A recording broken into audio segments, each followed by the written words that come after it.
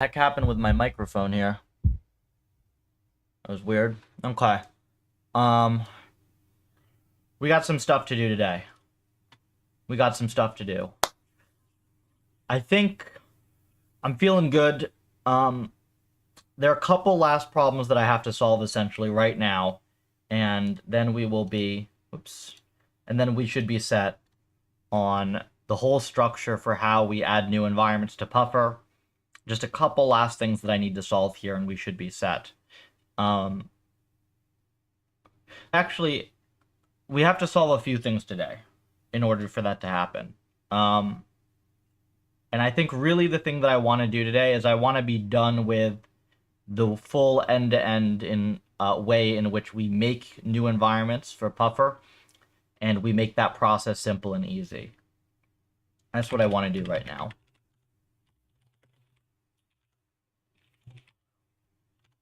I don't think it should be that hard. I think we've already solved the hard stuff.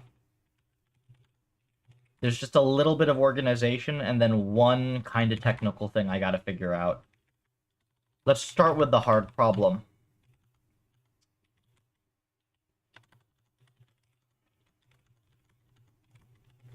So here's the issue right now. Let me show this.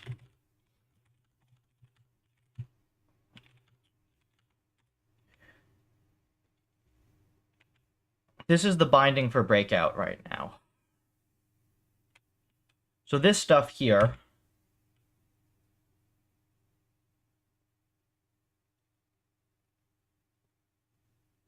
the reason that this needs to be kept is because we create the environment inside of reset.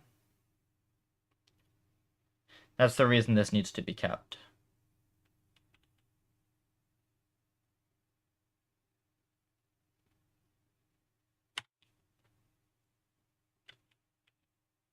The reason that we have to make the environment inside of reset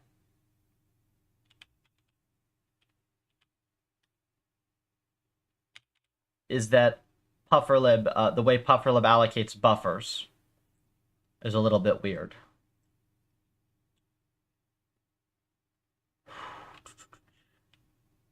The reason, in fact, that we have to do this at all is right here. So technically speaking here, most of this stuff is supposed to be redundant.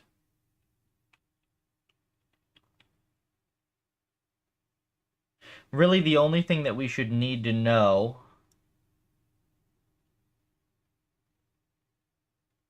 we need to know the number of agents, don't we? We need to know the number of agents, yeah. That's standard. We need to know the observation and action spaces. But this buffer stuff, this emulated, this done, all this stuff should be able to be deleted. Single action space, single ob space, this should all be able to be deleted. Envs, agents, yeah, all this stuff, render mode, like a lot of these things should just be handled. Reason I didn't have this at the moment is I didn't want to have, I mean, if we look at this base class,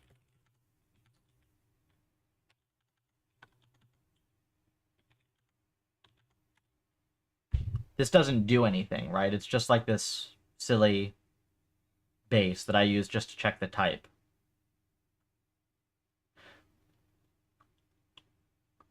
Because I wanted this to be an API, not like a base class, right? Because Jim has way too much garbage, essentially, as part of the base class. And I wanted this to not have to do that. So let me think about that. Let me think about that.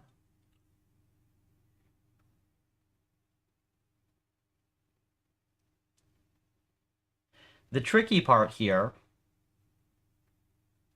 is handling observation, action, buffer data. That's the tricky part.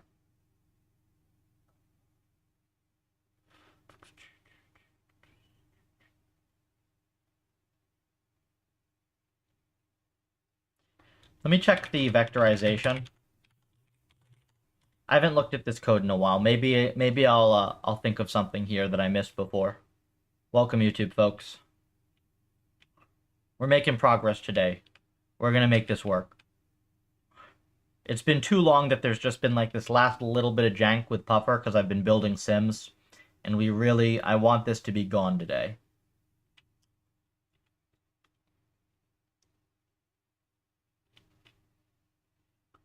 Try to see how this works. So here, you see we make the environment, right? We make all the environments, and then we have assign buffers, this thing here, which gets called in a reset.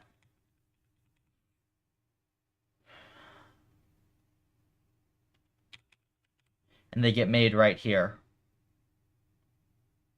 And if you do this multi-processed, then they get assigned externally.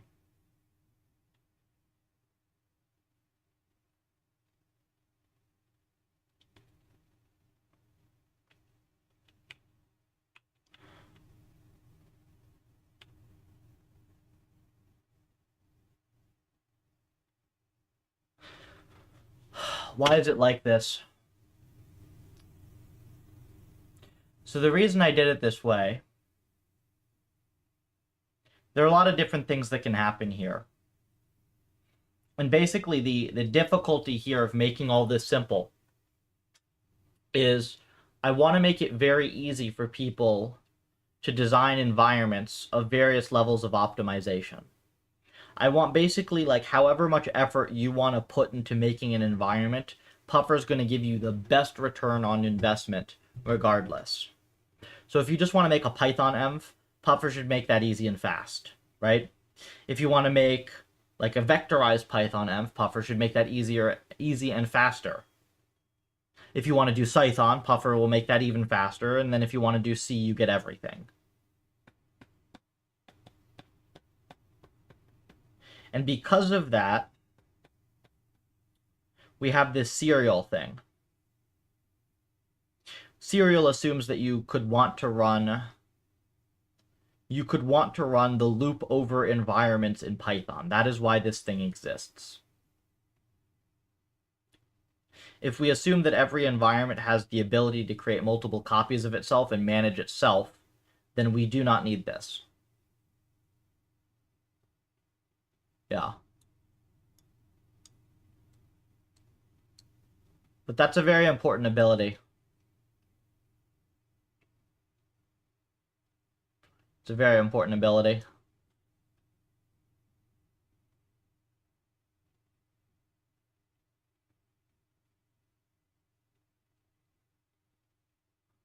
Can we bypass serial for our custom envs?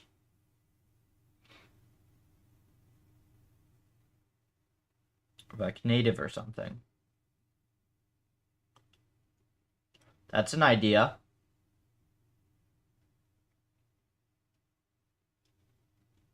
We do a native vecn format. It doesn't need serial.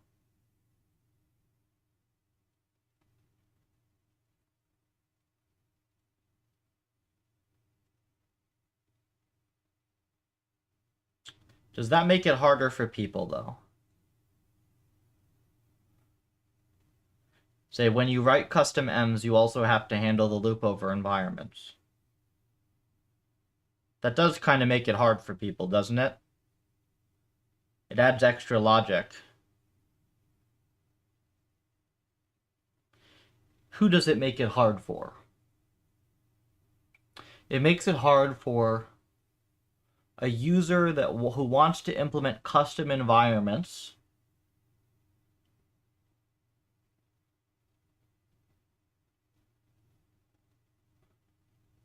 who wants to use our native API but doesn't want to do Python or C. Does that user exist? I'm trying to think if that user even exists.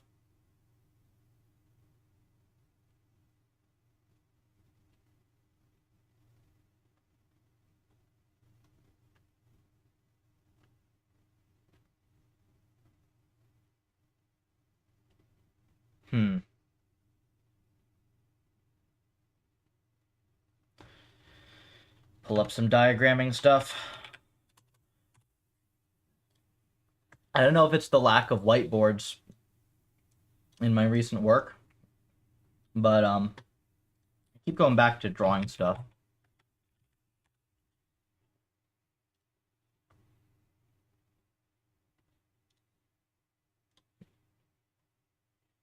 Okay.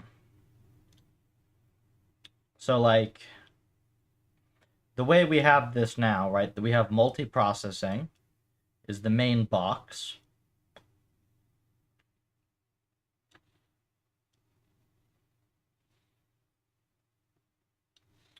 And then inside of this, you do, they're like your cores or whatever. And you have like serial, serial, serial. And then inside of this, you've got like, this is emulation. Really, it should be like this. There are a lot of these.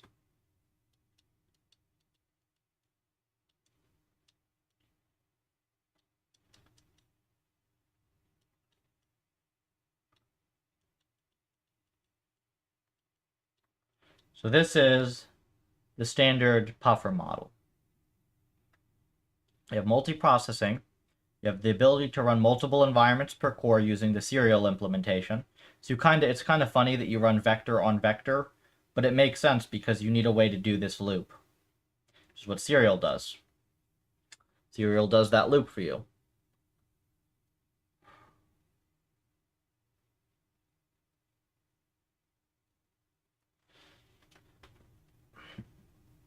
And the reason that serial has to do this loop for you is that the emulation layer is not a vectorized API.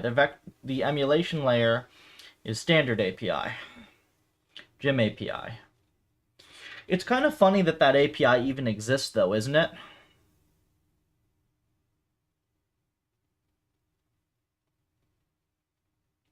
Isn't that API completely useless? Like, when the heck do you ever want... When do you ever use the Gym API instead of Vec? I guess we need it for compatibility with other libraries, at least until Puffer's bigger. Yeah, we don't want to break compatibility with other stuff. That's kind of one of the nicest things with Puffers. It's just compatible with everything. So technically, there's a layer of infrastructure we could cut out completely. Like, if we just said, hey, there is no Gym API, there is no Petting Zoo API, there's one API, it's the Vec API. You know, you can use the Vec API. It has multiple backends, right? It can be serial or multiprocessed. That cuts out a layer. That cuts out a layer. We're not ready to do that yet, but we can think about it. We can definitely think about it. So what if instead, right, we have native as a backend. What if we just do like native?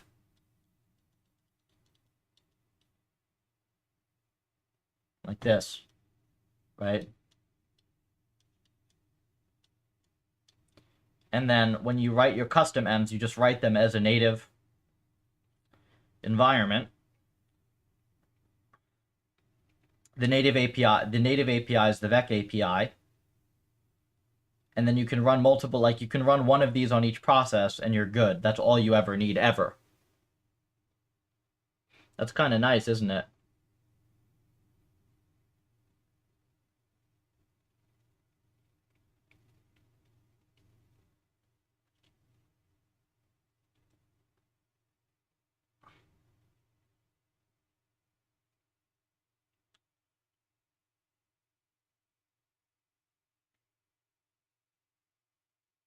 And then what we do is we make a wrapper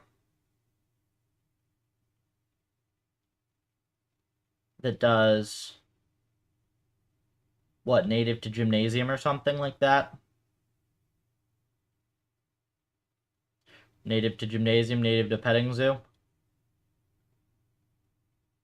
That we don't have to do today. That we don't have to do today. It's not a high priority to introduce compatibility wrappers for people to be able to take our like beautifully optimized environments and run them way slower, right? Might be important for getting some SB3 users to try out Puffer in the like longer term. But I mean that's a dumb thing to do in my mind, right? Wrappers that slow stuff down for compatibility with slower tools. Plus, these things should be able to support a VEC anyways.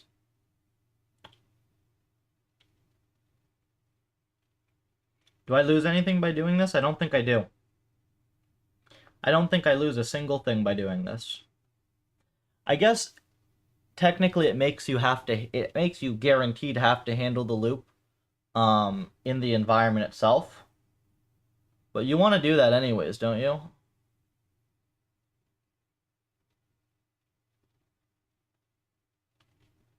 I think you want to do that anyways.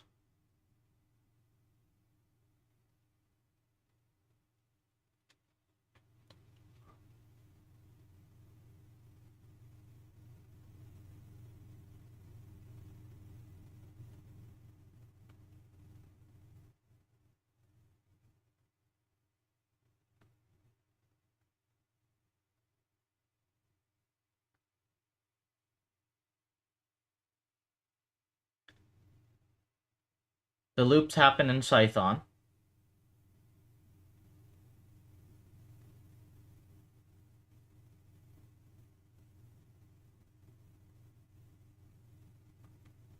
Should be fairly straightforward.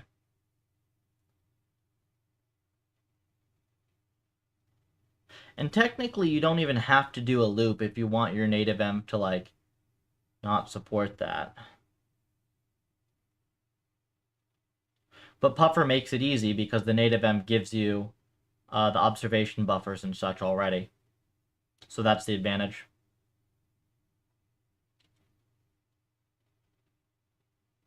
Okay. So this is a good idea if I can make it simple. Can I make it simple? What's native?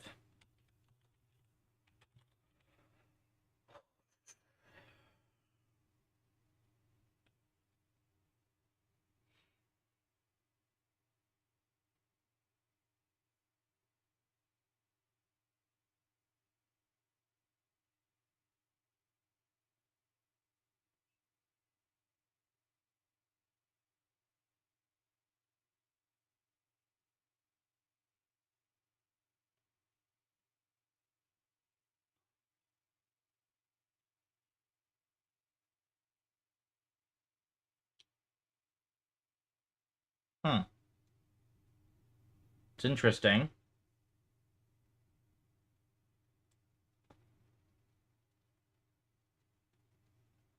There's a bunch of jank in here.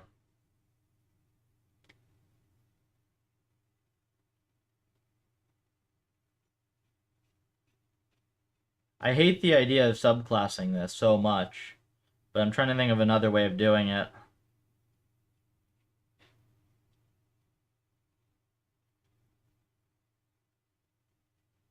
Well, hold on.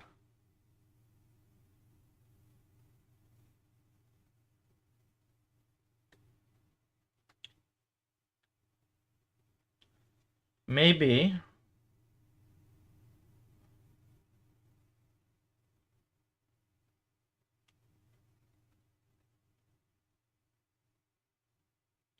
Can I pass the buffers on init?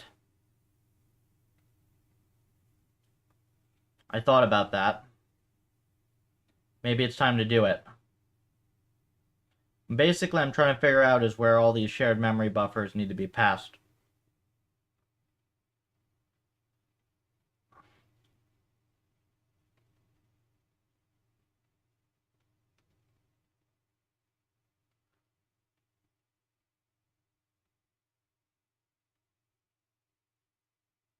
I think the reason that I didn't do this before, I didn't want to do it that way before, was because let's say that you want to like make a standalone set as a test. then you need to allocate those buffers, which doesn't make any sense.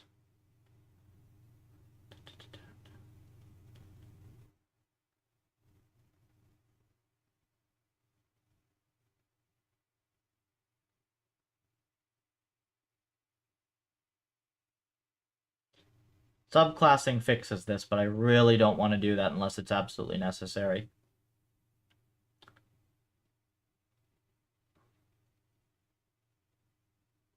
Wait a second, hold on.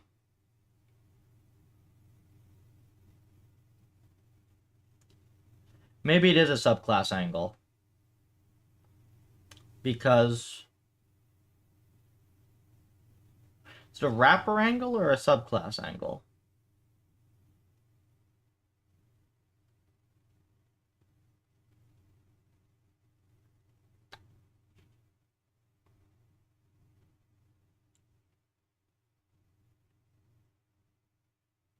It needs to have a base class, regardless. Just to check the type of it, doesn't it?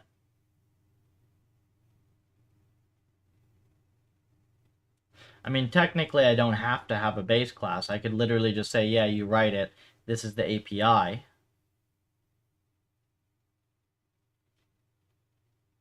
To follow. It's like it could be a purely abstract base class. It's close to what I have now.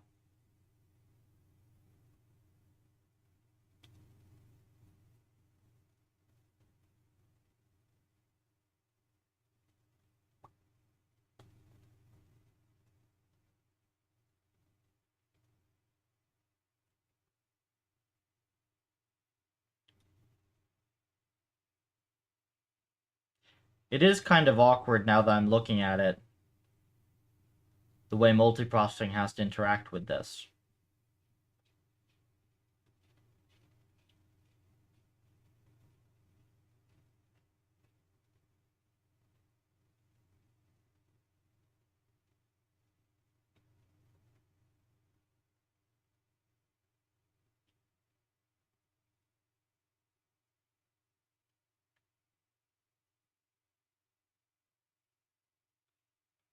Am I going to bananas here? The question I'm trying to figure out, right, is like multiprocessing at the moment. It spawns several processes, duh. And each of those is serial. And each serial can contain many environments. What I could do instead... actually don't know if that makes it any easier. I guess it replaces the serial inside of multiprocessing with a native. Does that do anything? I mean, it's slightly simpler code, maybe.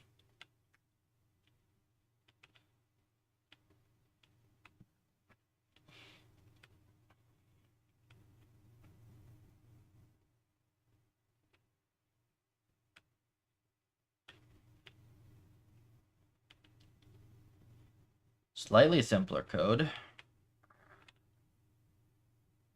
Then you have to figure out...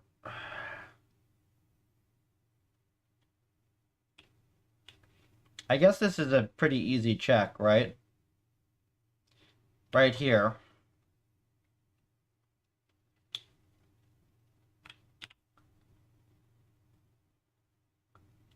You just have to add... I'd have to add something right here to see if it's a native environment or not.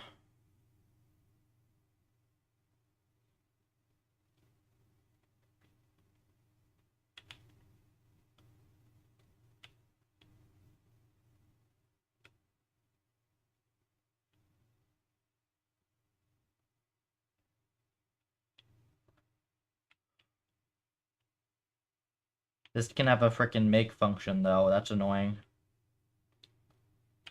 I guess it's just a boolean that we pass from the driver env is native.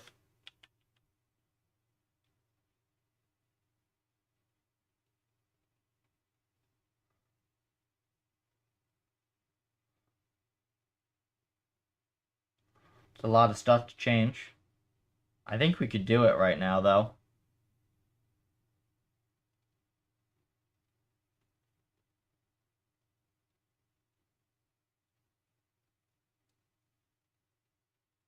I think we could do it.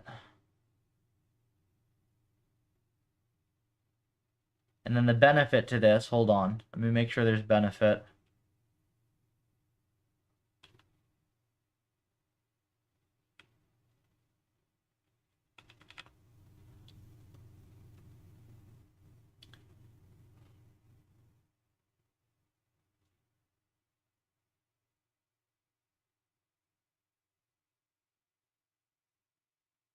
Is this still going to be a wrapper class, though?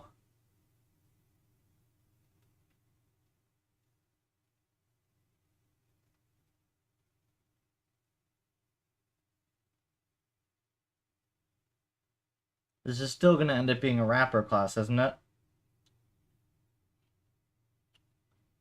It's too much garbage. Too much garbage.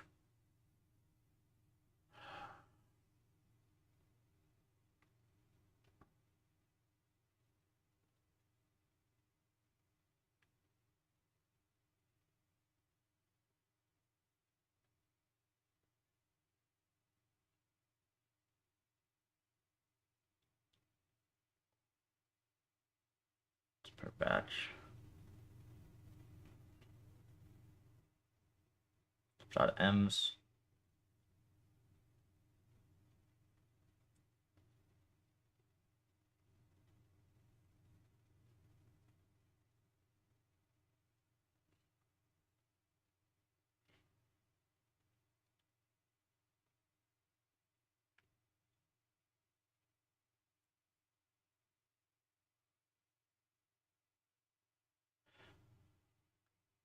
The thing I'm stuck here is whether I want this to just be you accept the evil of having a base class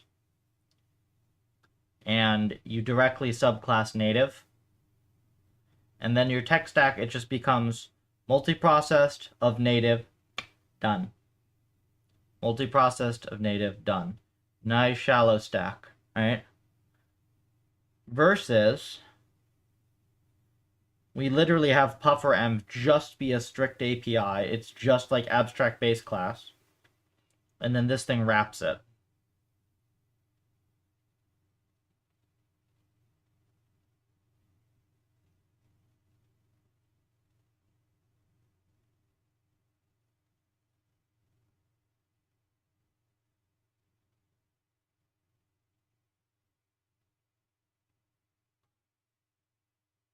Well, how does this play with buffers? How does this play with buffers? Let me see.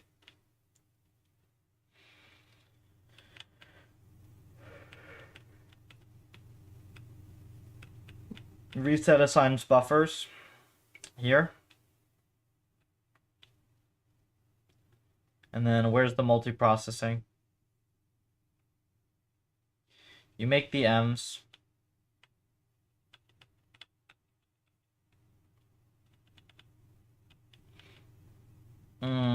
Okay, they don't want to. You don't want to pass the shapes here.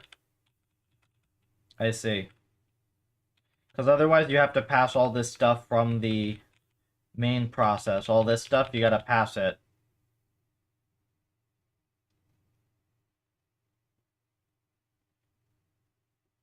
This is so silly, though. Isn't this kind of silly? Look, you do this driver env, you get all this data, right? And then you basically recompute all of it. You have all this nice shared memory.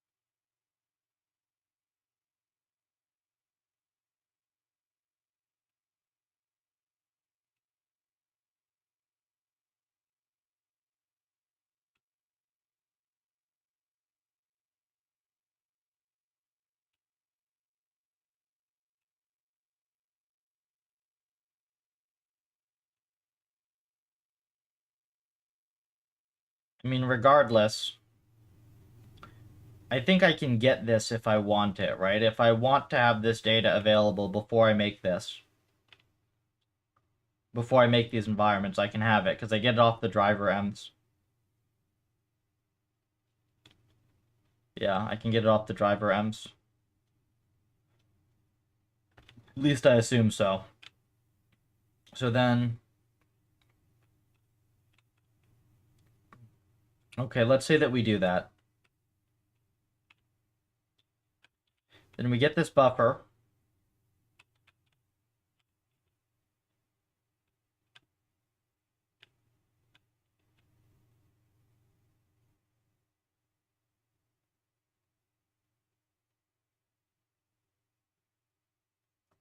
We pass the slice. This buffer creation goes up here. We pass the slices here. That's still going to mess it up.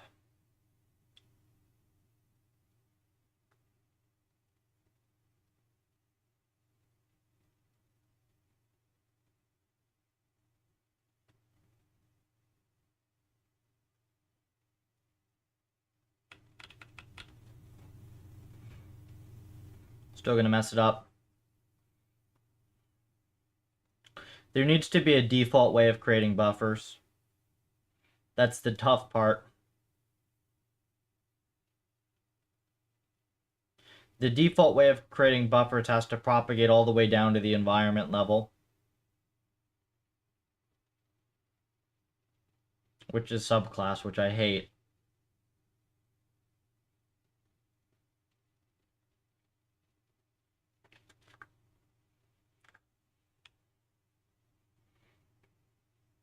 It's not worth it, you know? I mean,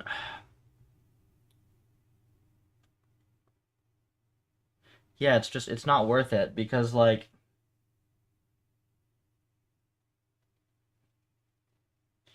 I fought so hard to keep this thing flat. The reason I don't like subclassing at all, wherever possible, especially not in user space, is subclassing implies complexity. If you think about it, right? If I give you a class, or if I give you a function, everything you need to know is contained in that piece of code. If I give you something that is like an API where you have to subclass, now what that says is that, hey, there's more stuff here. It's like black magic that you don't know about that's hidden inside of this, whatever this superclass is. So I really, really try to avoid that whenever I can. I mean, to the extent that I would rather duplicate little bits of code here and there, just to have it be self-contained.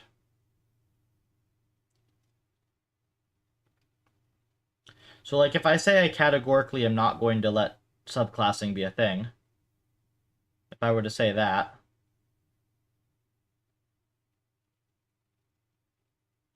then how do we get the buffer data in the environment? How do we get the buffer data in?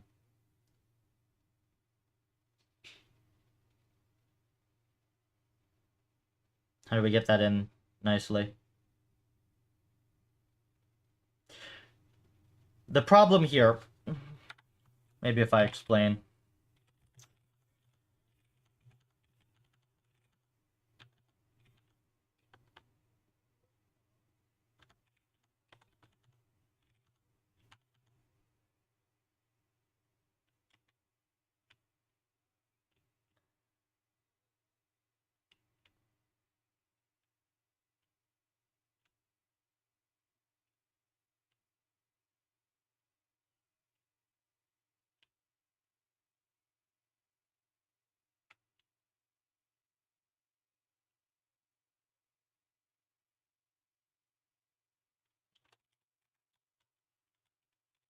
Bindings for this are right here. Really what we want is we want to be able to make the environment right here in init, not in reset.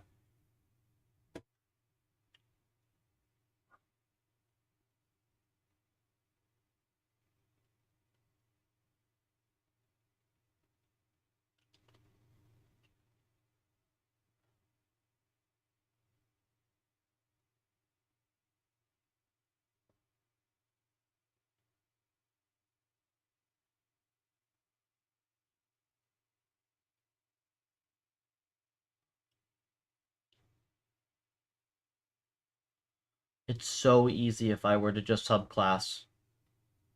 Right? It's so easy if I just subclassed.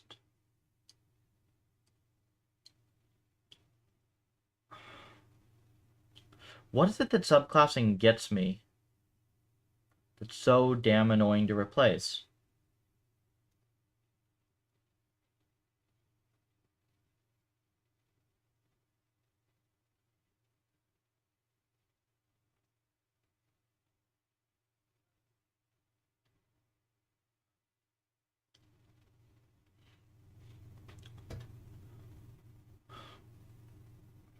It's really just the allocation of these buffers.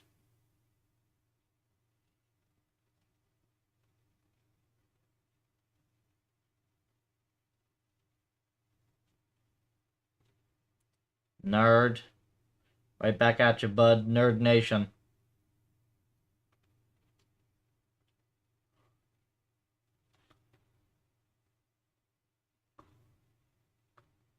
I'm trying to figure this out.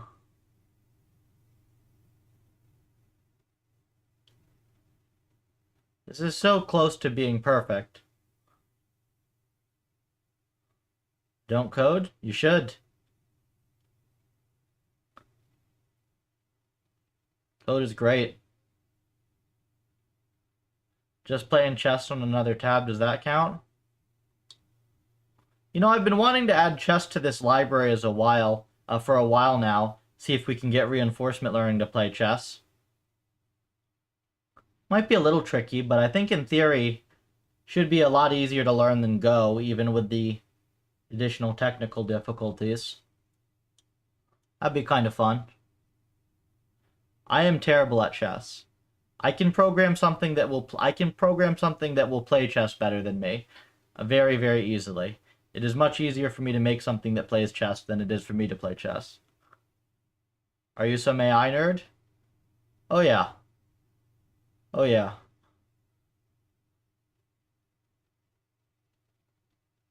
I'm a newly minted MIT PhD in reinforcement learning, and I am currently attempting to fix the mess the scientific field is in. So this is just live. This is live dev on exactly that, which involves a lot of code, but also a lot of me staring at code and trying to figure out how I want to design things. MBA at Vandy. Very good.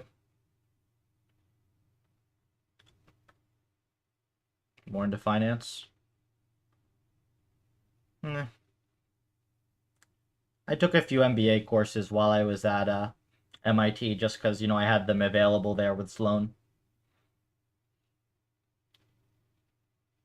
Mainly just enough to be competent on that side of things, though. Tech is my main.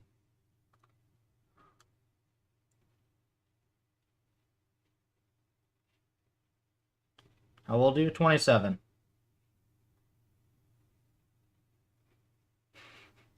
Finishing PhD at 24 would be very good. But no, it usually takes till 27.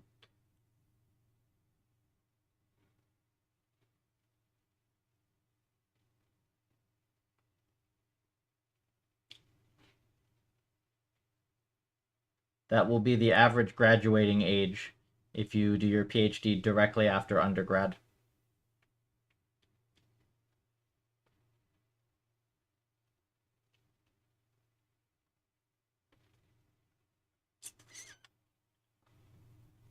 This thing is just bothering me. Hobby pilot.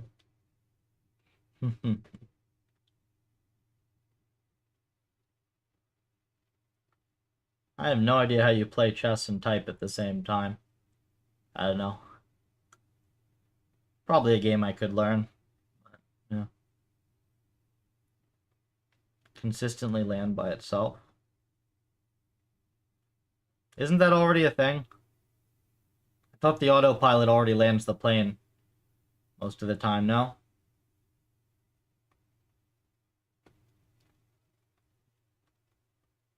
Does but not. Interesting. The fun thing with AI is when you first design systems, you have to have a human to take over when the AI messes up. But when the systems get really good, Then the AI takes over when a human messes up.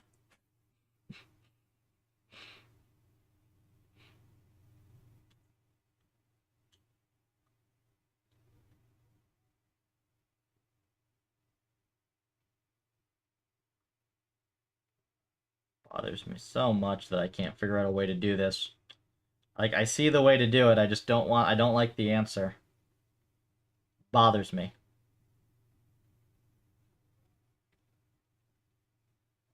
It really shouldn't bother me that much, come to think of it, either. Coding looks like a really boring job to me. Compared to anything else that is mainly typing on a keyboard, no. But compared to anything that is not simply typing on a keyboard all day, maybe.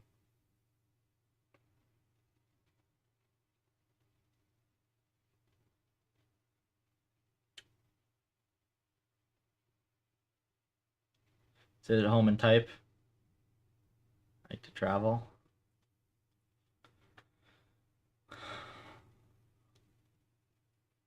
Can't say I like traveling much. I get plenty of exercise, though.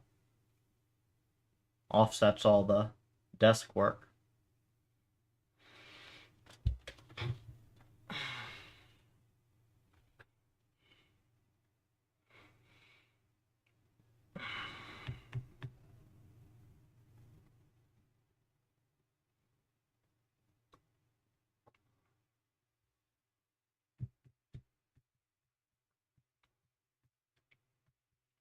I think I'm just gonna have to do this the way I don't really want to do it for now.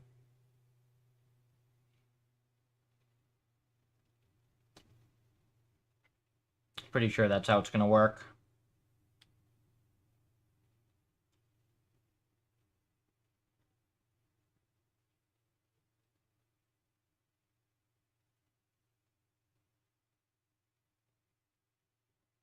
Yeah. And it's obnoxious, but it'll work. Hey, what's up? I'm trying to strip the last bit of fat out of the custom environment stuff. I'm trying to make it really easy. And I found a way to do it, but it involves... I have to add a base class for the native environments, like the new C environments, the Python wrappers. They need a base class, and I hate having to subclass stuff. I really hate having to have any amount of inheritance ever. But like, when I'm thinking about it here, there has to be at least an abstract base class anyways. Because if there isn't, then you can't tell that something is a native environment. It needs to just have, like, that thing there just to signify it. So if we have to have that anyways, I might as well put just a little bit of stuff in there to make it easier, I guess. Maybe that's cope. I can't think of a better way of doing it, though, for now. This frickin' buffer right here. This needs to have a way of being allocated without the user having to put this here. That's the main thing.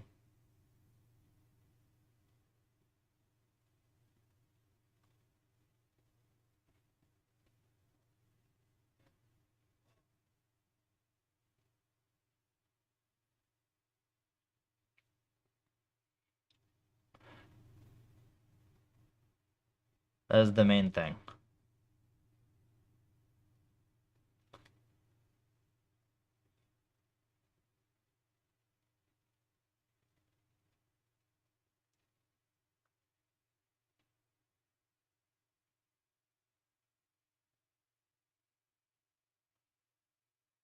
I guess we just do it.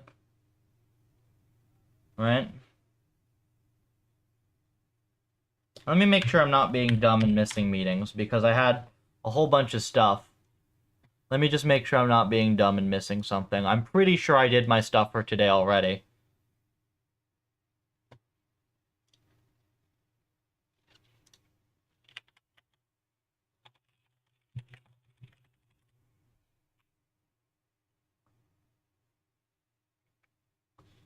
I think we're good.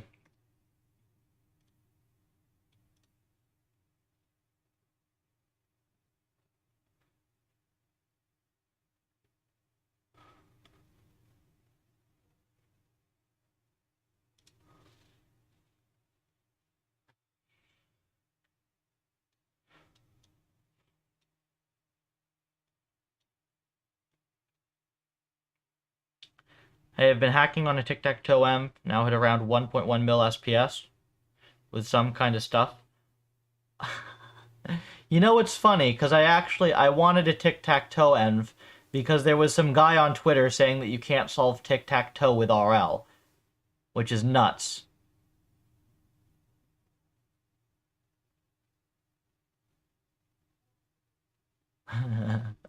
Meeting's lame, yeah. So if you want to just go ahead and run, like, just auto-solve tic-tac-toe, I will gladly, put that as a reply to whoever the hell that was on Twitter. Because it's like, yeah, RL should just solve that game instantly, right? It's very easy.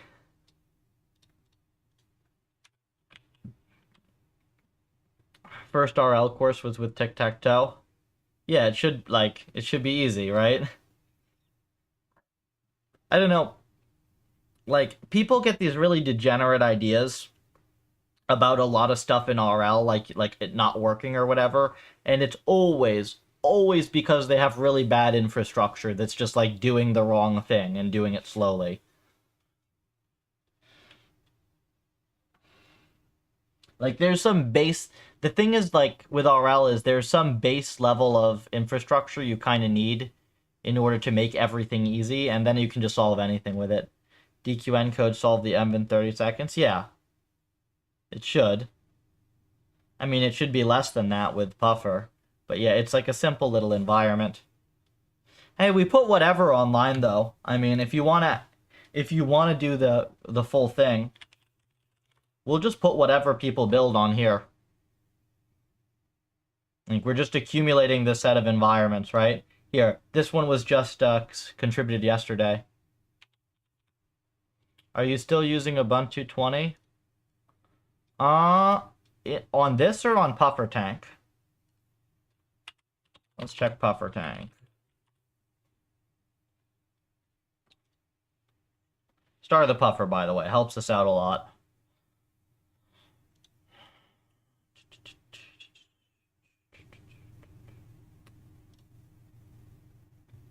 Puffer.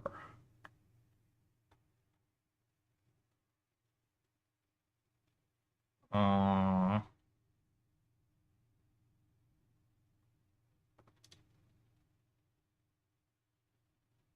22.04 on Puffer Tank. I have no idea what my local is, but it's the NVIDIA container on 2204 for latest Puffer Tank.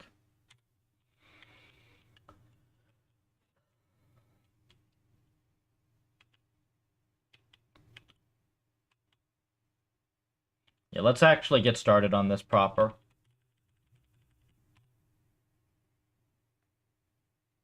Implementation's really messy. Learn what makes a difference in more complex apps. Yeah. I mean, we have way better examples now. If you look in the dev branch at Breakout and Pong, they're very simple. Welcome, Spencer. Spencer made the Connect 4M, and I imagine there's a triad PR on the way. Triple triad PR. Actually, this is good timing. Is there a PR I should merge on this right now? Because if not, I've just figured out, I kind of decided on the way that we're going to strip the last little bit of fat out of the Puffer API stuff for new M's. So that's happening today, but I will gladly merge triple triad first if you have it.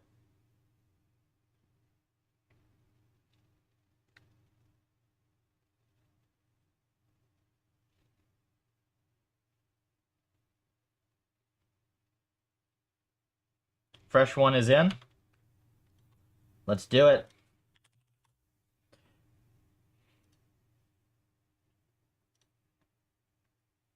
Live merging.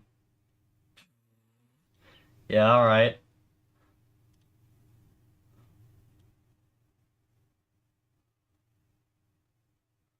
Okay, got this. Got this.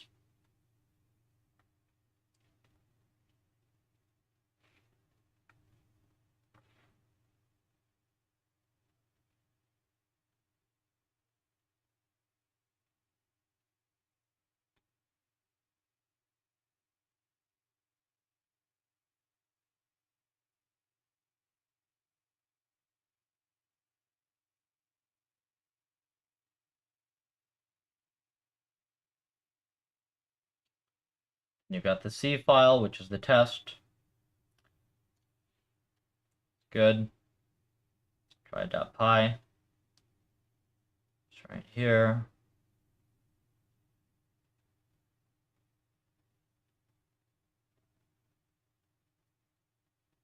You can't pass by reference easily in Python is the problem. The way you do that is by encapsulating an array, because Python doesn't have the idea of a pointer, right? It has pass by reference, pass by value, and the arrays are pass by value. That's why you have to do this slicing. Actually, see this misclogging thing here? I'm pretty sure this is wrong. I think if you don't pass a slice, well, it depends on the dimensions of this thing. But if you don't pass a slice, it might not get copied over correctly. So I'd be careful with that. It depends on the dimensionality, I believe. So you might be okay, but you should be careful with that. Yeah, it's weird. So if you slice into an array and it returns an int, it'll just return the int by value. You have to make sure you're getting a slice. Otherwise, this looks good.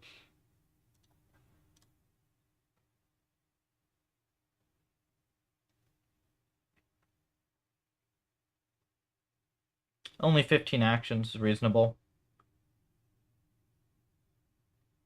Yep. I told you about these pointers and stuff, but you can do this, later. My recommendation is not to do these types of things if you can avoid it.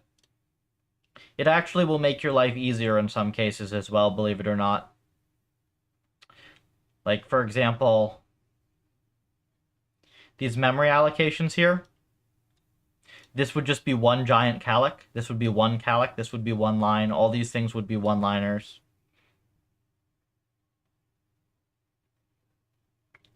And then the freeze would also be one-liners. Some additional init and reset stuff ends up being one line. Flat indexing is kind of nice. This makes sense, though. I see how you're doing this.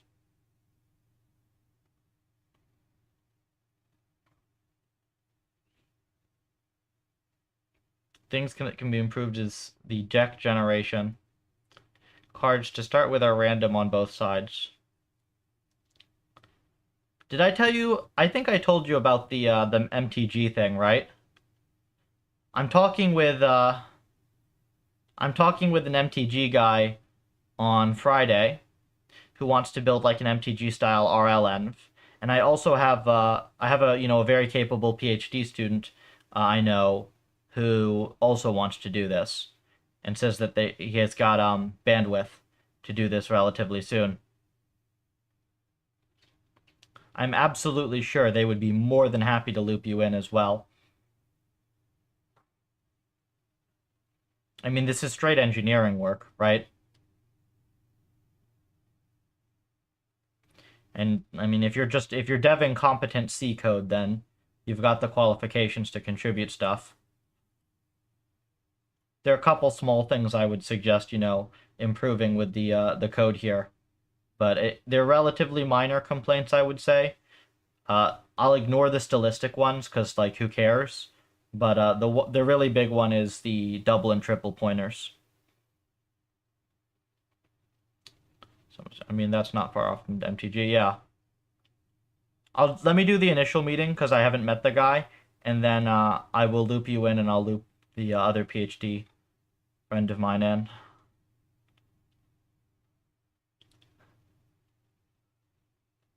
I'm just making sure everything looks reasonable. Mm-hmm.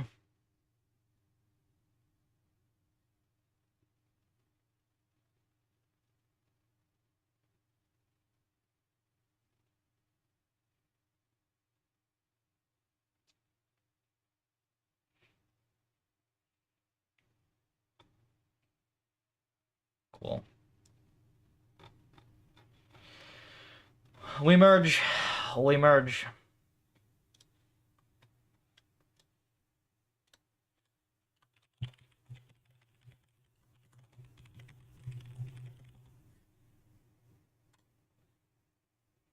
Can you check the reward logging?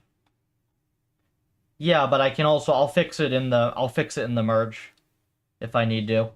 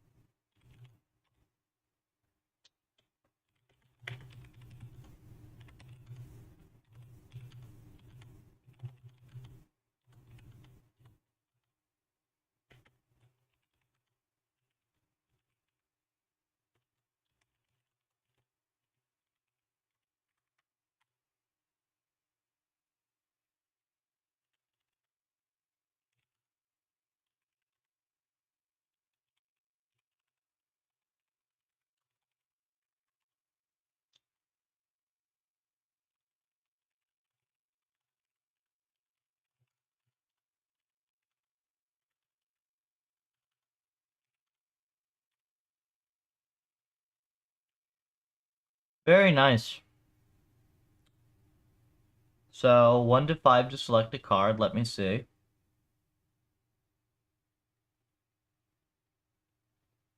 So his strongest. 6. Anything better than a 6 there? I don't know how it breaks ties.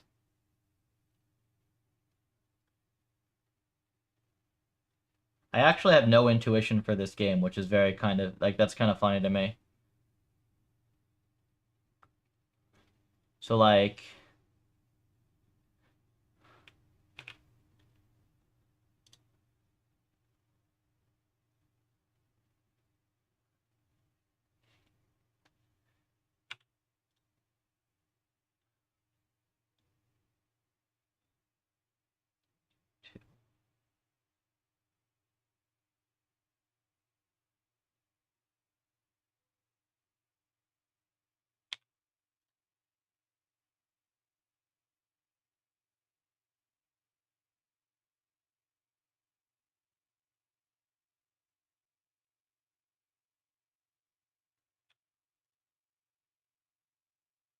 Huh. I think I win.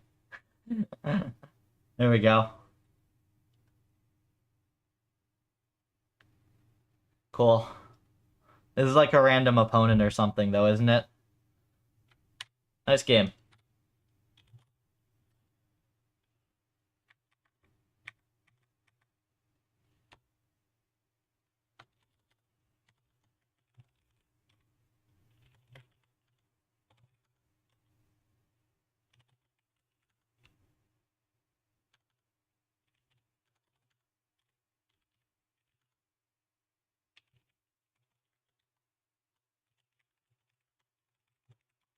We're gonna have this on the website in a few minutes.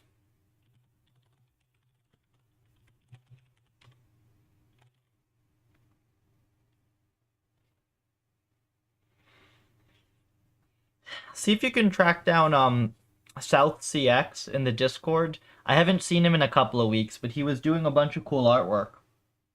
I don't know where he went. I hope the guy's okay.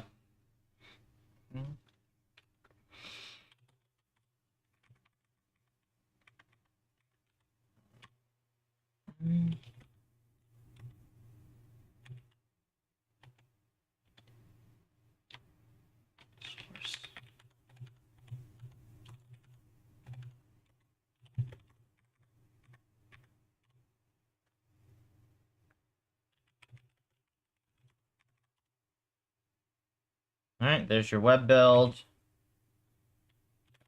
HR build.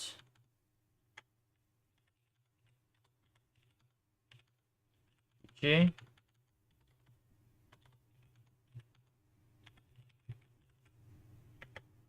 Other sets of rules. Yeah.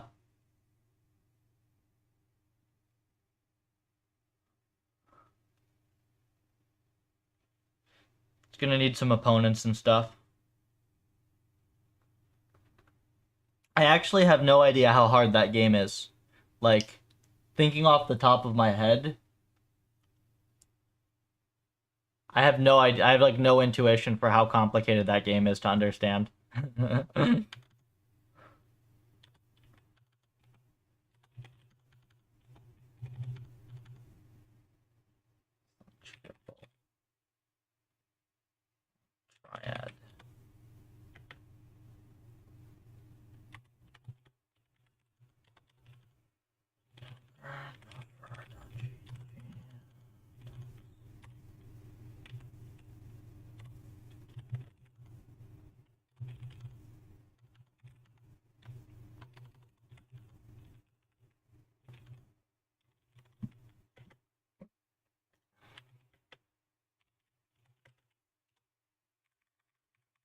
We need the thumbnail here.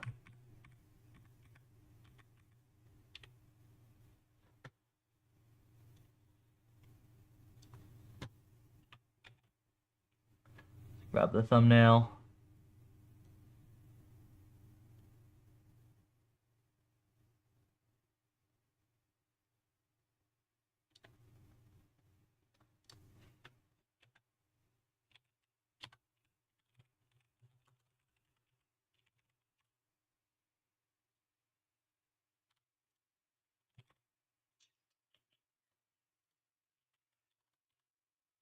Mount.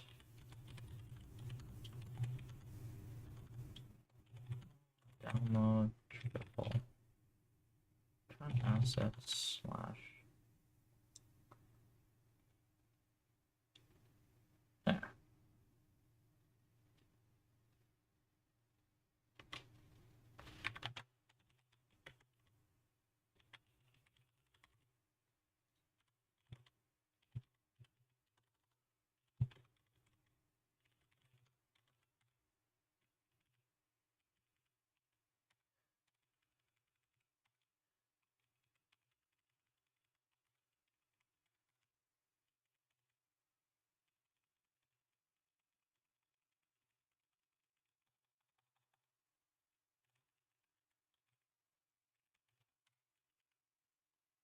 Getting artwork on the cards? Absolutely.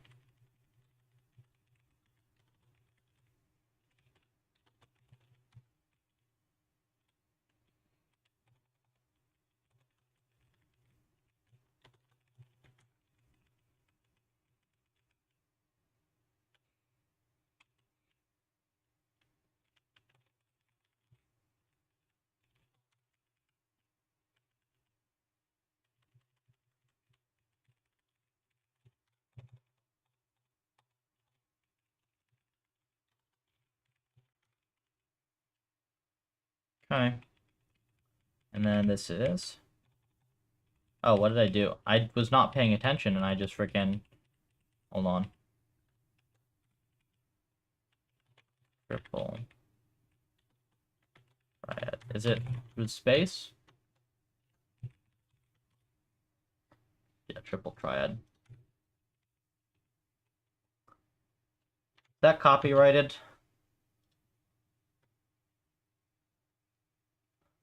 It's probably not.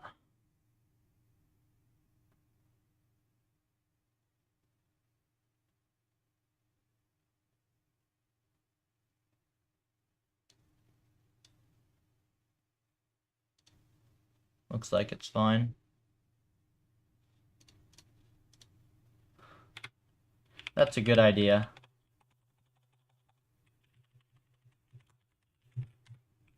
Upper triad.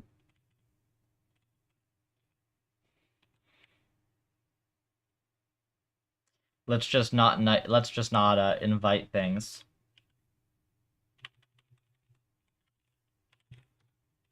Well, let's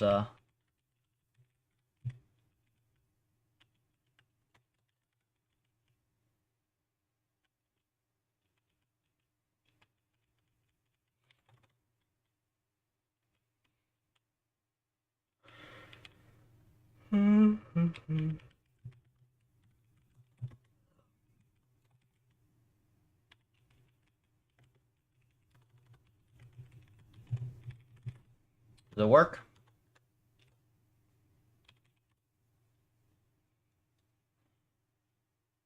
Oh ho.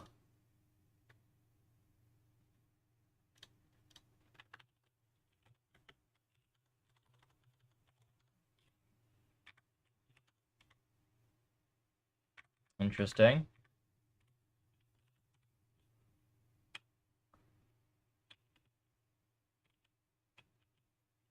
Ah, it's misspelled. This is why we test. Really? Tipple.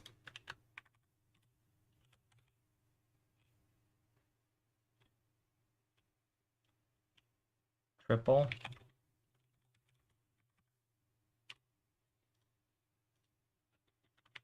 Is it just caching? There we go. Kind of big. Not bad though. I'll do like this. Just do like this. Yeah, there it goes.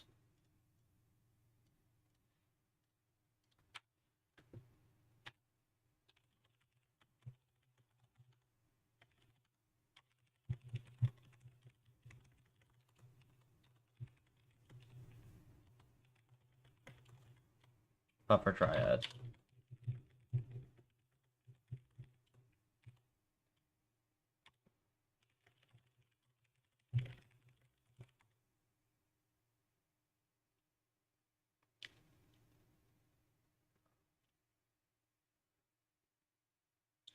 It's okay for now.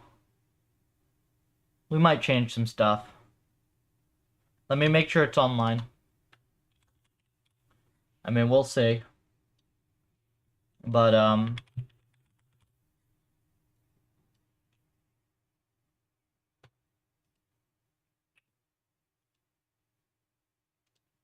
we need to start getting some policies playing these, so you can play against the policy. I'll be next. Boom, there you go. 1 minute deploy.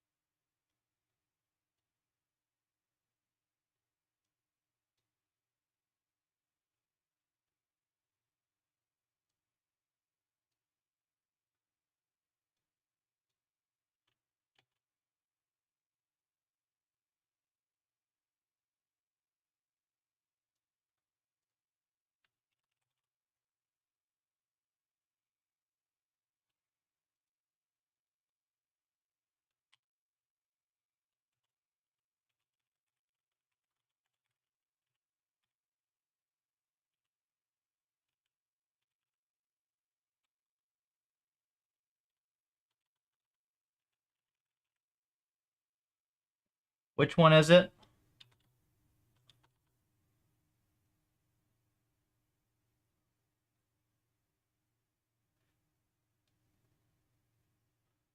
I've heard you're saying that you don't care about sample efficiency, but that only makes case for where you don't have access to a fast simulator. Have you seen the iceberg video? I go over this in a lot of detail.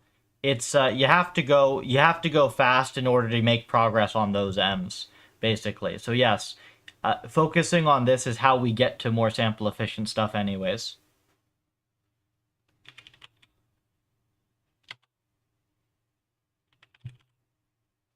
There we go.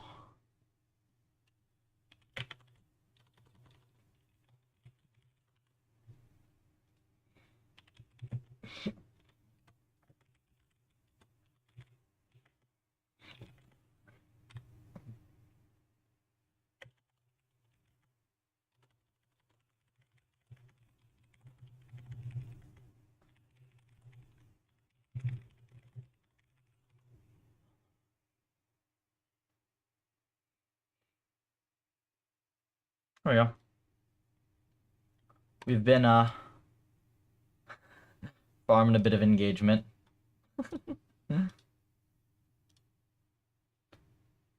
50 to go until 5K.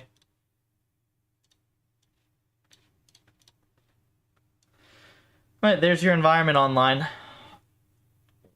Well done. Thanks for the contributions.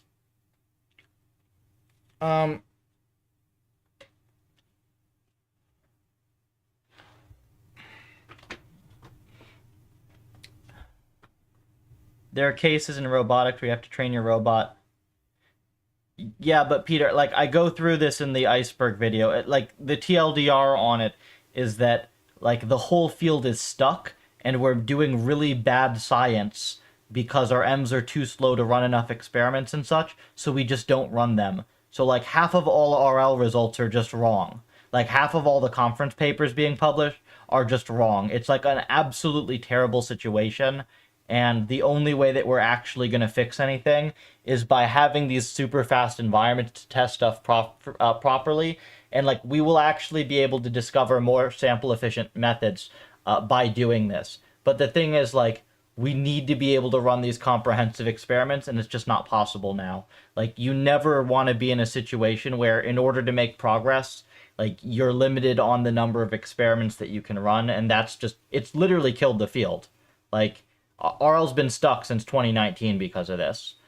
So that's kind of the idea here. It's not that caring about sample efficiency is dumb, it's that the way that it's been approached in the field has caused lasting damage. I cover this much more eloquently in the video, but that's like the quick version.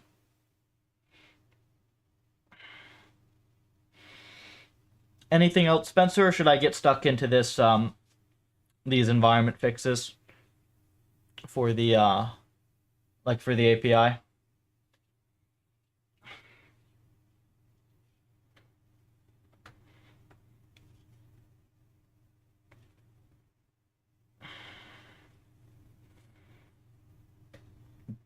Isn't standard practice to run 25 seeds per experiment? People don't do that. And also, 25 seeds per experiment, what about hyperparameters? You take your method, you compare to baseline. Baseline doesn't have tuned hyperparameters. You have tuned hyperparameters, you win. 2 weeks later, somebody goes and tunes the hyperparameters for the baseline, and now it does 3 times better than yours. This happens. RL hyperparameters can have a 2 to 3-fold or more impact on performance without changing anything else. There are problems. There are big problems. Like, for instance, PPO. PPO's been benchmarked on a lot of different Atari environments a ton of different times, right? Well, why are puffers 2 to 3 times better for a lot of the environments? We tuned hyperparameters. That's all we did. It's very silly. It's very, very silly. Also, people are just straight up not running 25 seeds per experiment. Like, if your experiments take multiple days, you're not running 25 of them. Well, publishing without tuning hyperparameters sounds kind of stupid. Well, it's not stupid, though. It's that there are no resources, right? Labs don't have hundreds of GPUs. And the stupid, like, the experiments are so slow because of the lack of focus on wall clock train time that, like, the experiments take days when they should take hours or maybe even minutes.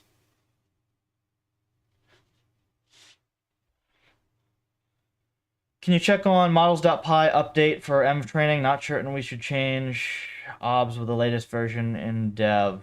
Let me fix that thing.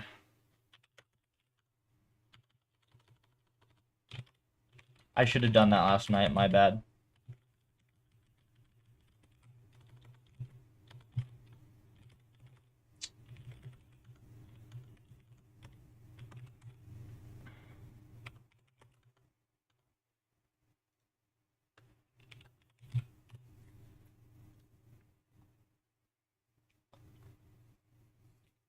Even when running experiments that take days, isn't it easily done by running them on an HPC?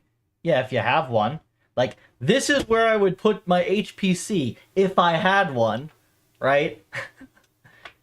I mean, I was at MIT and our cluster was so garbage that I never even used it. We had no hardware. Zero. Zilch. You think there aren't dozens or hundreds of labs that similarly have garbage hardware? It's not a fun place to be in. You can run 100 experiments on a GPU on a desktop, then we're talking, right?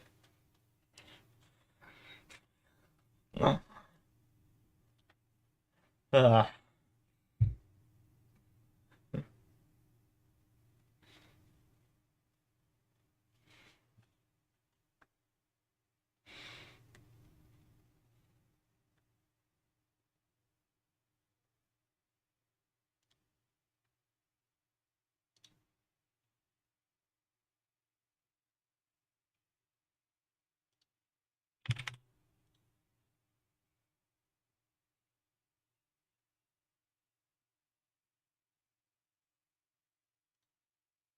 guessed every Unity had a decent cluster?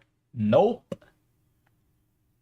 I was in a lab at Stanford, the resources sucked. I was in a lab at MIT, the resources sucked. Like, uh, what? Wait, did I even change stuff here? I don't even see any commits on this. When did this get merged?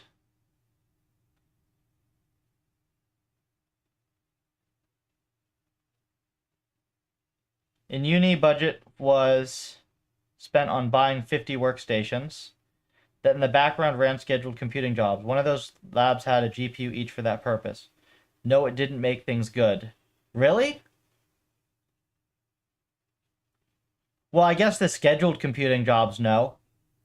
But 50 workstations is solid. If you have like a couple of those allocated to each student, you can actually do stuff. What are MIT and Stanford doing with all their money? Paying stupid numbers of admins. I don't know. It's embarrassing. It's not better at most other universities, too. It's not like, oh, it's worse the better the university is. Most people are just doing dumb things with it. Like, you can say, like, yeah, technically we've got GPUs on paper, right? But, like, you give all the grad students pseudo access and you let them abuse AFS and NFS. And quickly, like, you got a bunch of expensive paperweights. I'm actually kind of surprised that didn't make things good. Because we've got... This is what we have for Puffer right now, and this is way better than anything I had at MIT. We just bought 8 desktops, and they're really nice. I mean, we had some issues because of the dumb Intel chip glitch this generation, but outside of that, this has been great.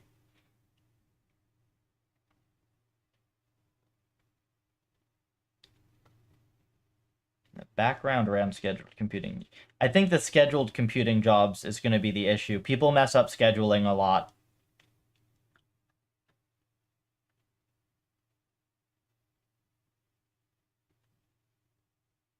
Esoteric knowledge. Students access that cluster.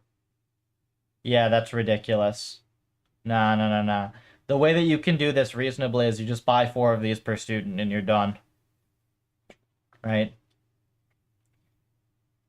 You just buy 4 or 5 or 6, however many of these per student, and you're good. PR97.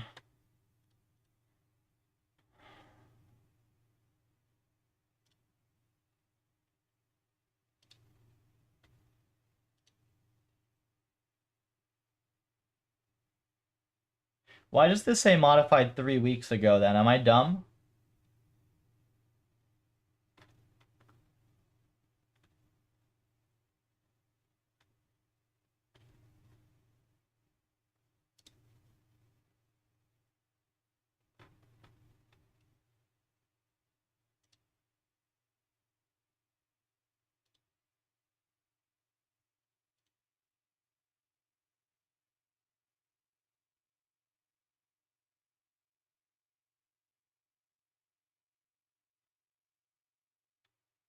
What are you making? We're devin Pufferlib. We're doing ultra high performance reinforcement learning. You want a quick demo of stuff? Puffer.gg. We got some environments you can play around with.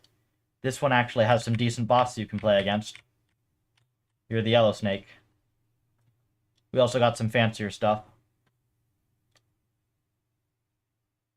No, it was 50 PCs with 150 students enrolling to IT each year. Yeah, no, that's ridiculous. I mean, that's just like you have no hardware, right? You added a scheduler to solve a resource scarcity problem. That doesn't work.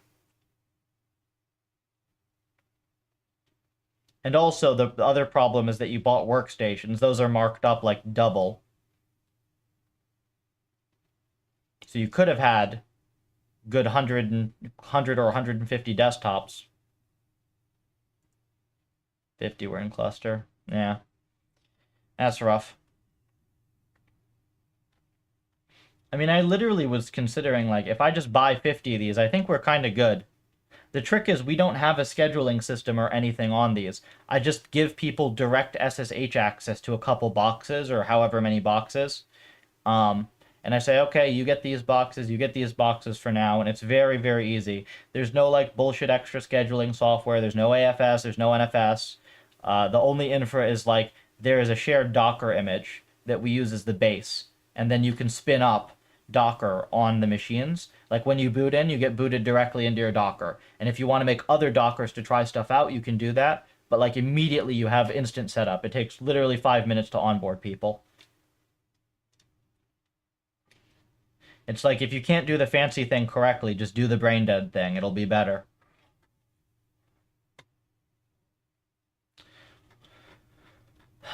Do I just need to copy this file from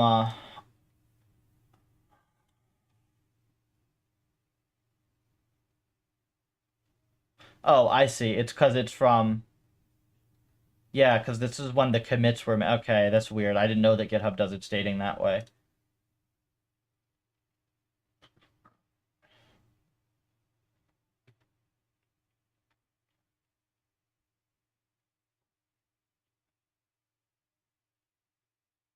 I can just go try to fix it real quick as the other thing instead of reverting it.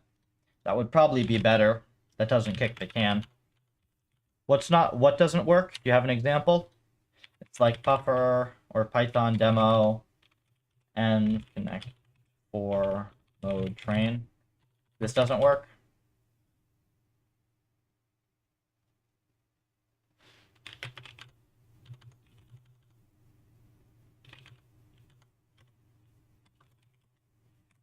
You don't have to prefix stuff with my. That was just because there are name conflict. Oh, I guess there is a name conflict with OpenSpiel. Never mind.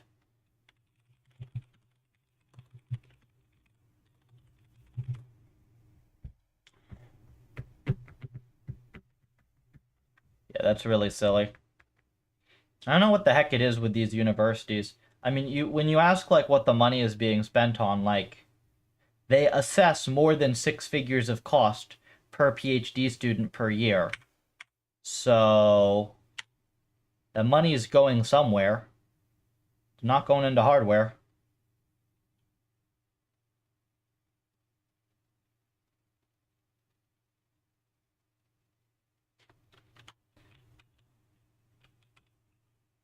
Okay, I found your bug. Let me figure out what the heck this is.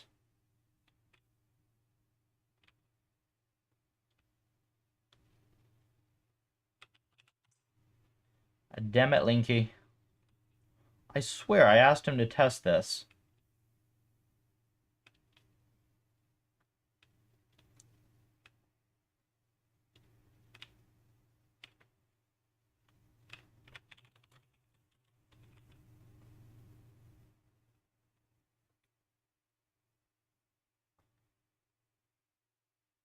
What is this?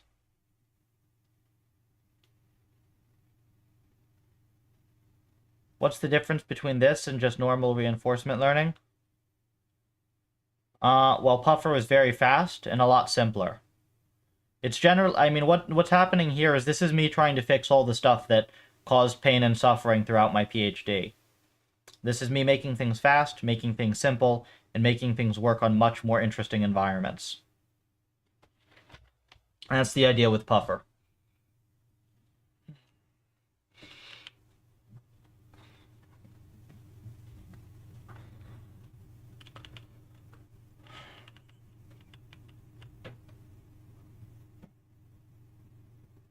Dude, what is this?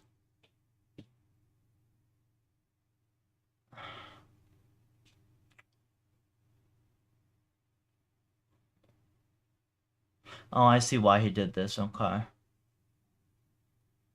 I see why he did this.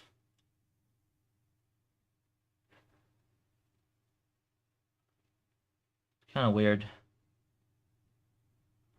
Let me figure it out.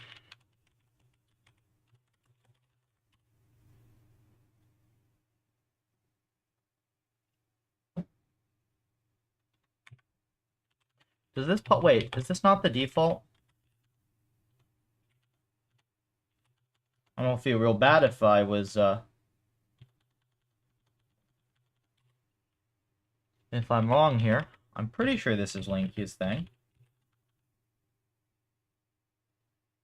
Might not be.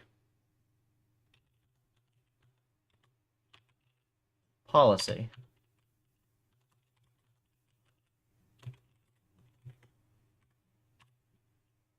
No, this is default. So,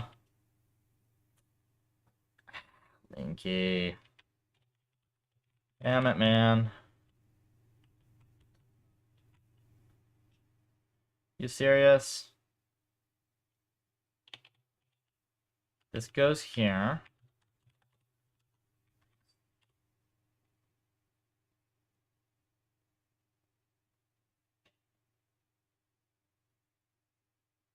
Really?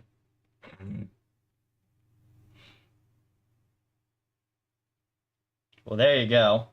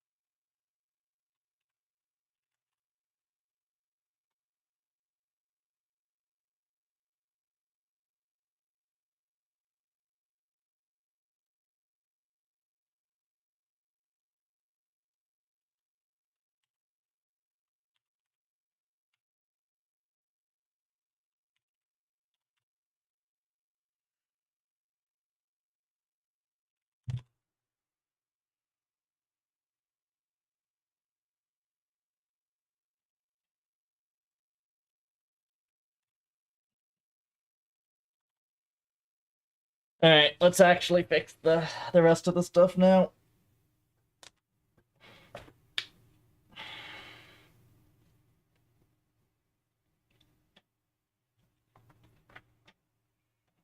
I'm assuming you cannot hear desktop audio, right? I can mute it regardless. I'm gonna just toss something up on the background.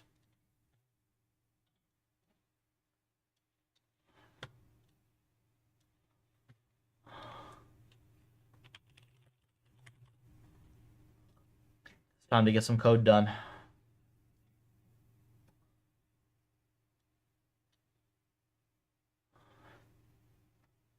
Still answer questions and stuff, but hold on. Oops, wrong one. We're gonna fix some stuff today.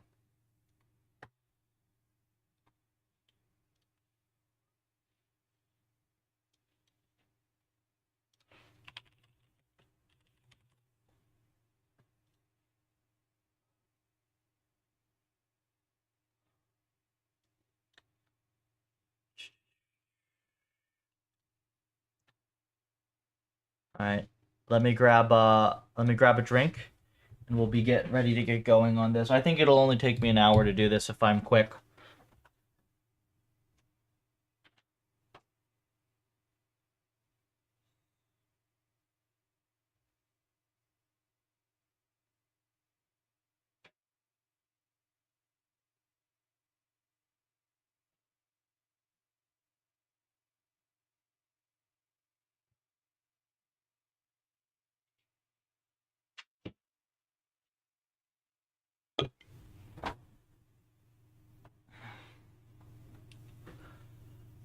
Here's the plan. We're gonna make the VEC API, the native API work. We're gonna import all the environments to use it. We're gonna clean some stuff up. We're gonna go from there. There are a few other structural changes I want to make, but we're gonna start with this.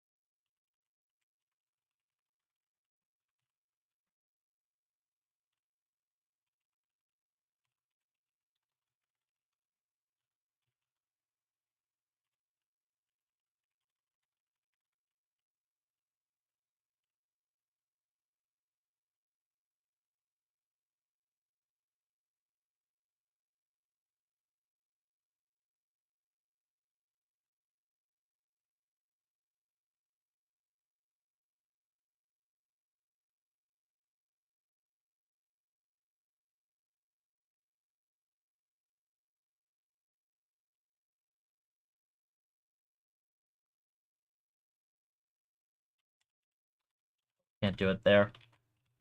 I'm gonna do it here.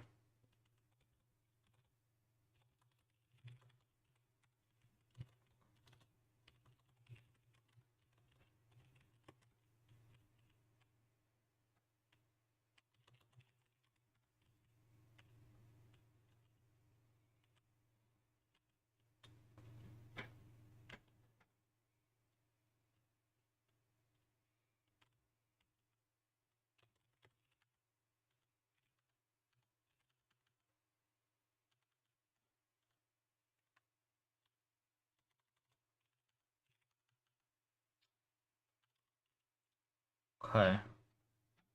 We want this buffer code.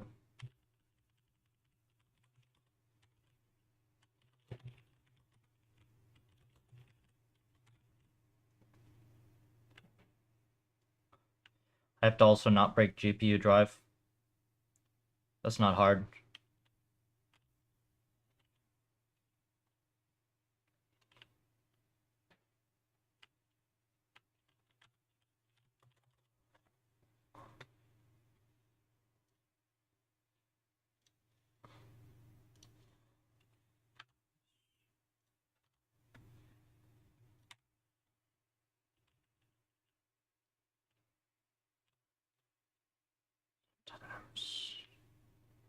Don't like this EMS thing.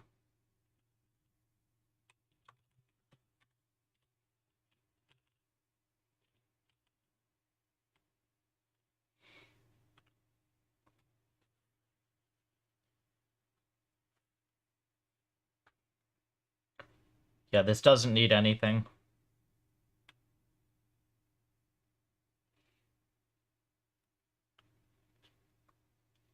Doesn't need anything.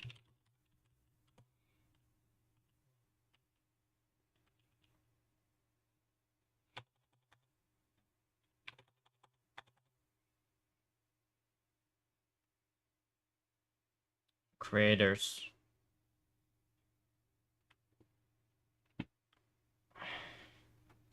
Doesn't need this.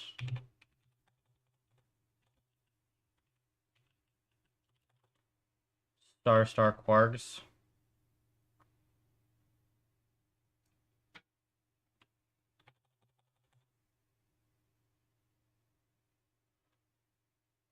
This can be Stargs. This.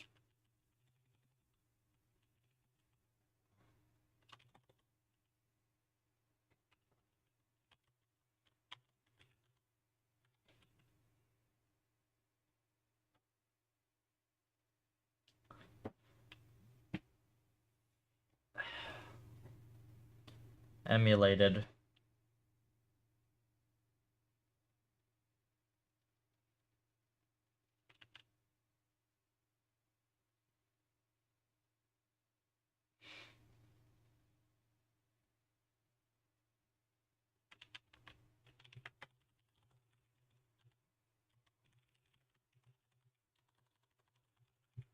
Set this false for now.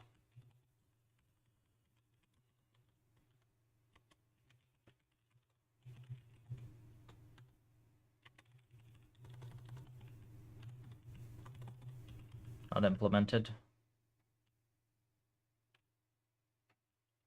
I don't know if you can do this on a property. Because you can't override properties, I'm pretty sure. You can, but it's awkward.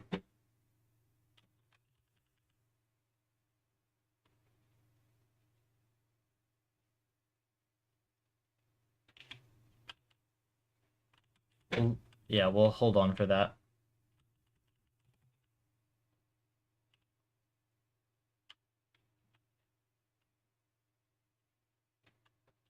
This also doesn't work.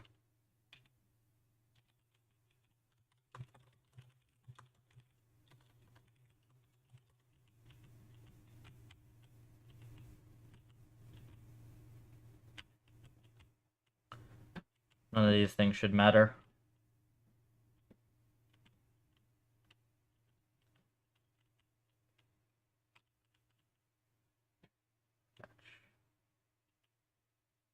Shouldn't matter.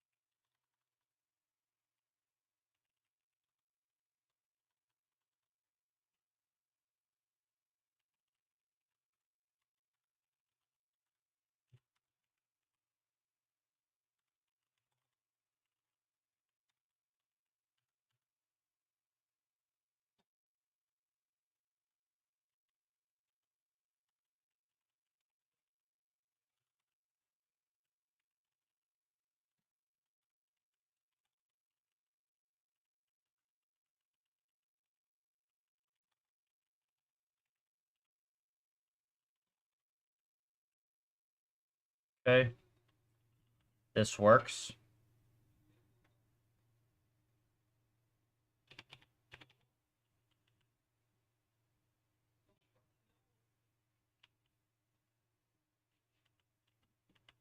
This also should work.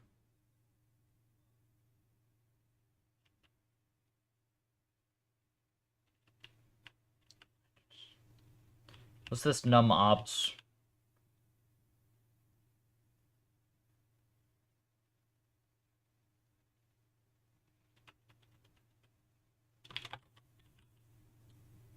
This is required to be a box, right? Oops.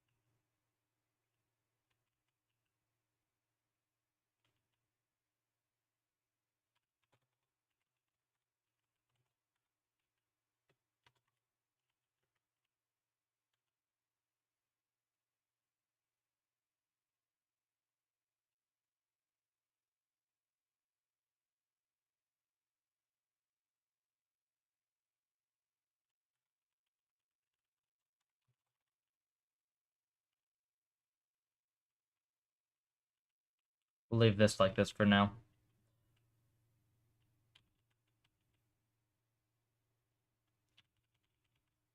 Num agents, num obs.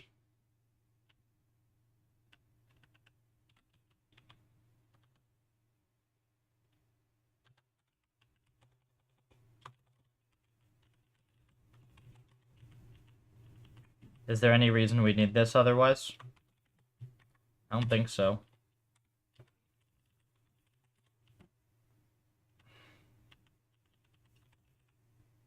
No, there isn't.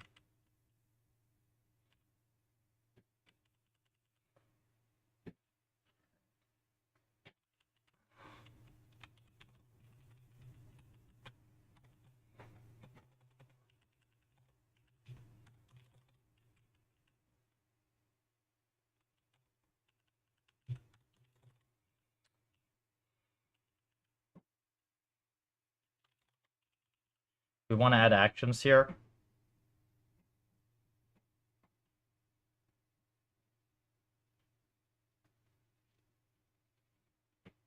Not initially.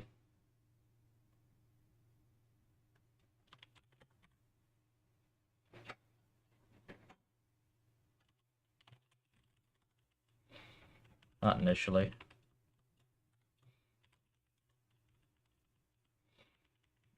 Do like this.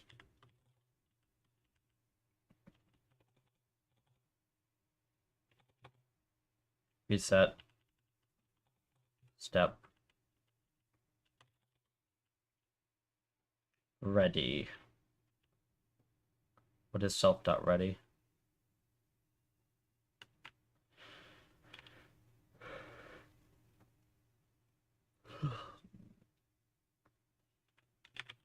Oh, yeah, that's fine.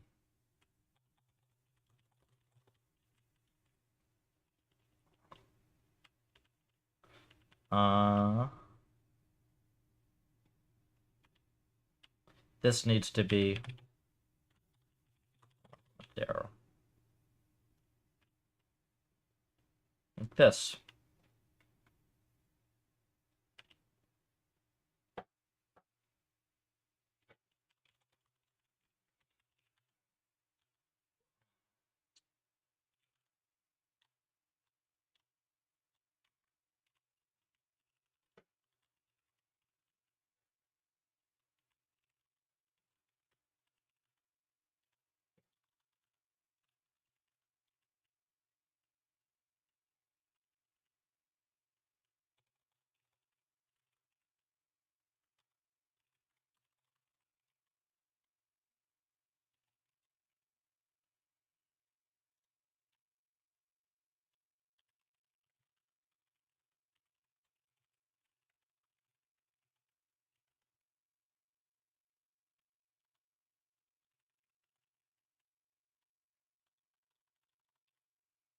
Let's see.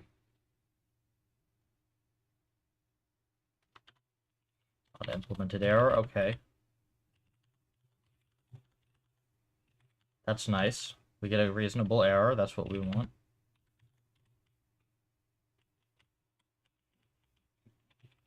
So you go like this, right? Numems. Agents. I don't think we need numems, we just need numagents, right? And then we'll get a different error.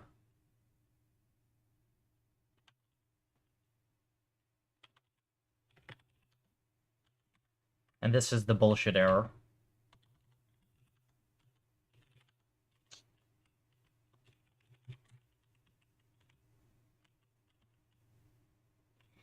Right?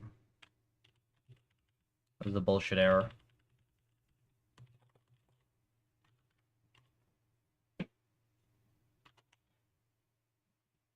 And what do we have for reset and step here? These are fine. Yeah, and now we get a reasonable error. This is exactly what we want. We want users to hit this. So we go like this, right?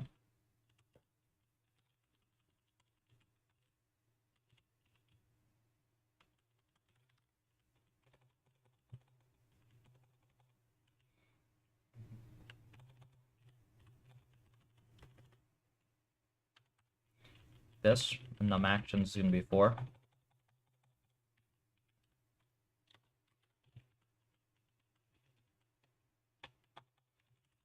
Action space, like this.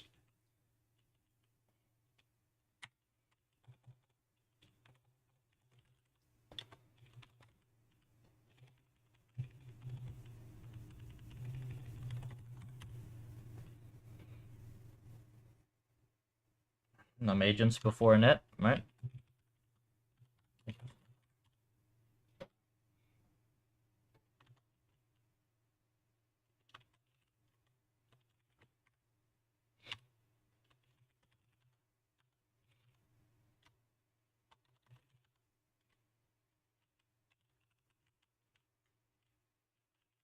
This is num agents.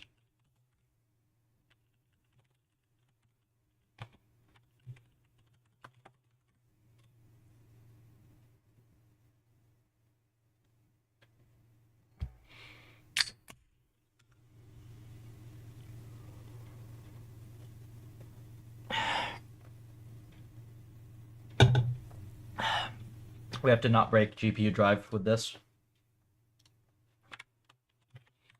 Be a little tricky.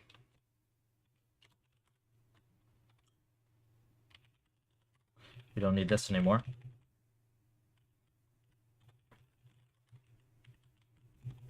Don't need this. Literally don't need any of this.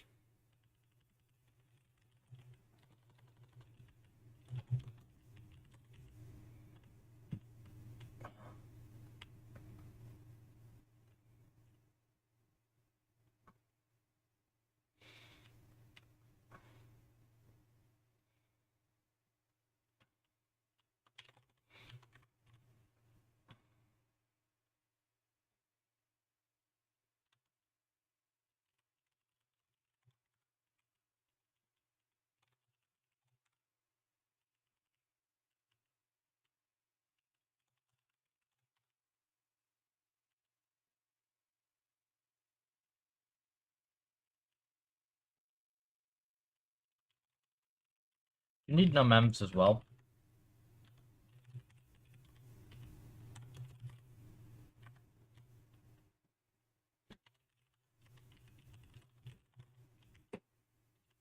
Yeah, you do need numems. That's fine. Also, this is bad.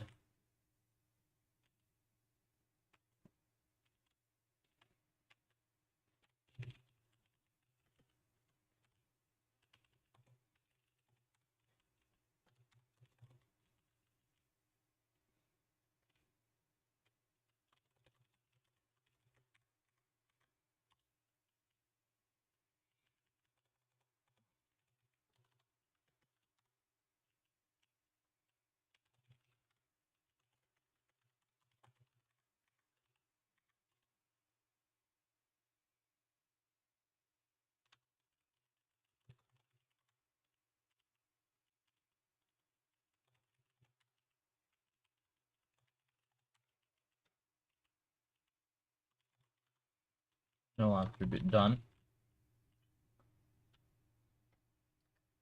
If env.done.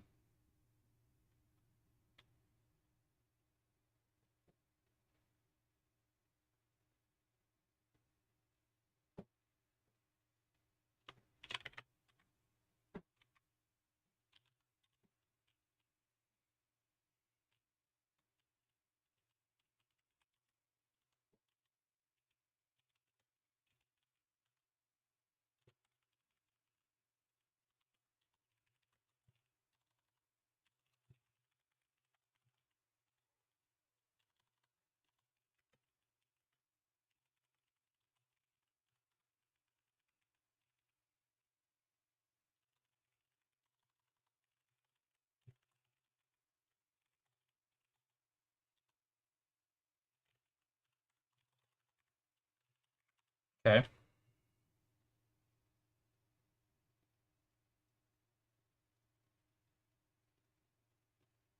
Is this thing actually already running? Really? That easy? Cool. We're gonna need to do some stuff, but that's good.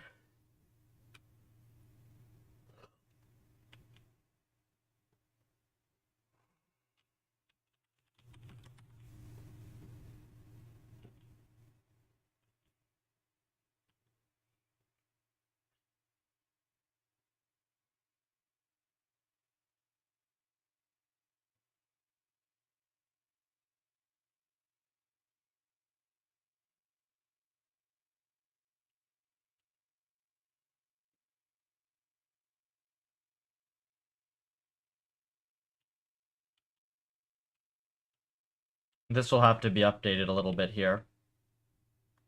But this is fine for now.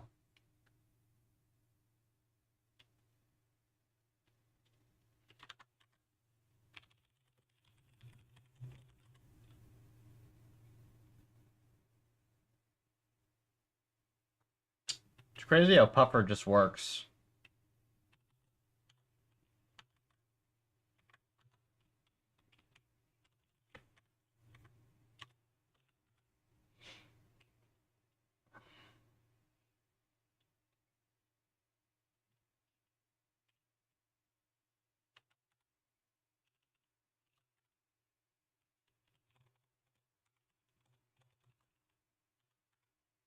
The heck? Psy Broadway? Breakout. Okay, this needs some sort of reward signal. Because we really didn't add anything here. I mean,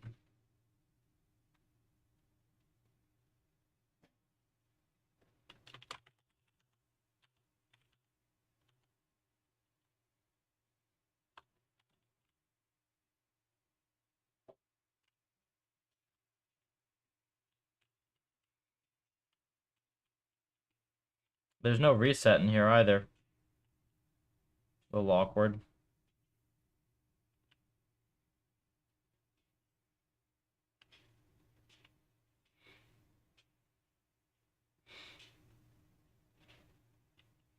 Presumably this is done in...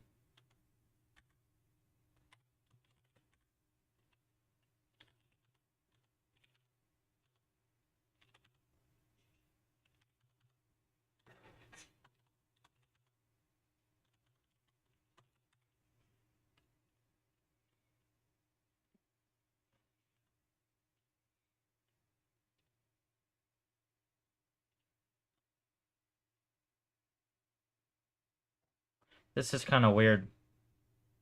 Is it missing the loops?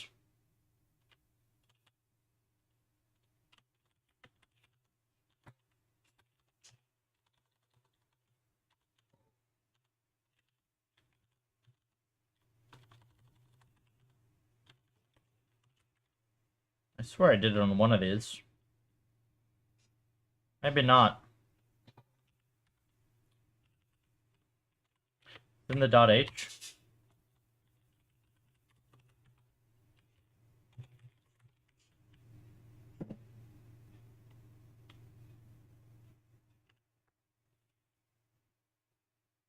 Is it in the .h somewhere? No?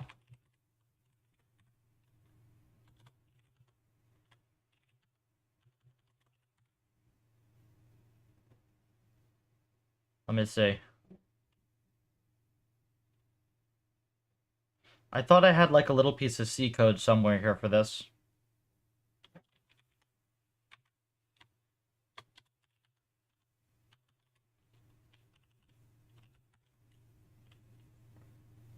Maybe not. Maybe not.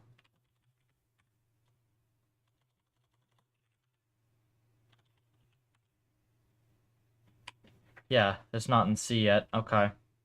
That was a to-do.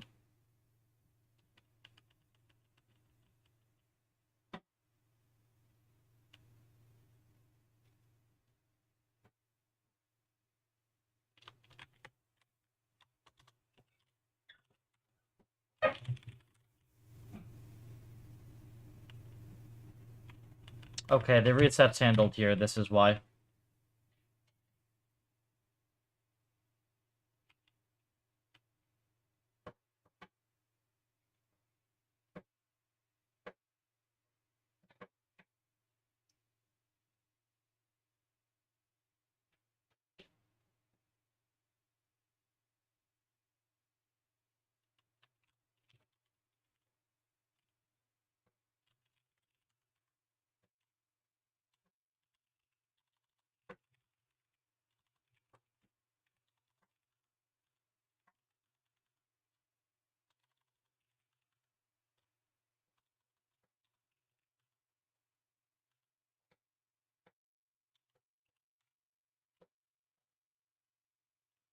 Let me make sure that's not something.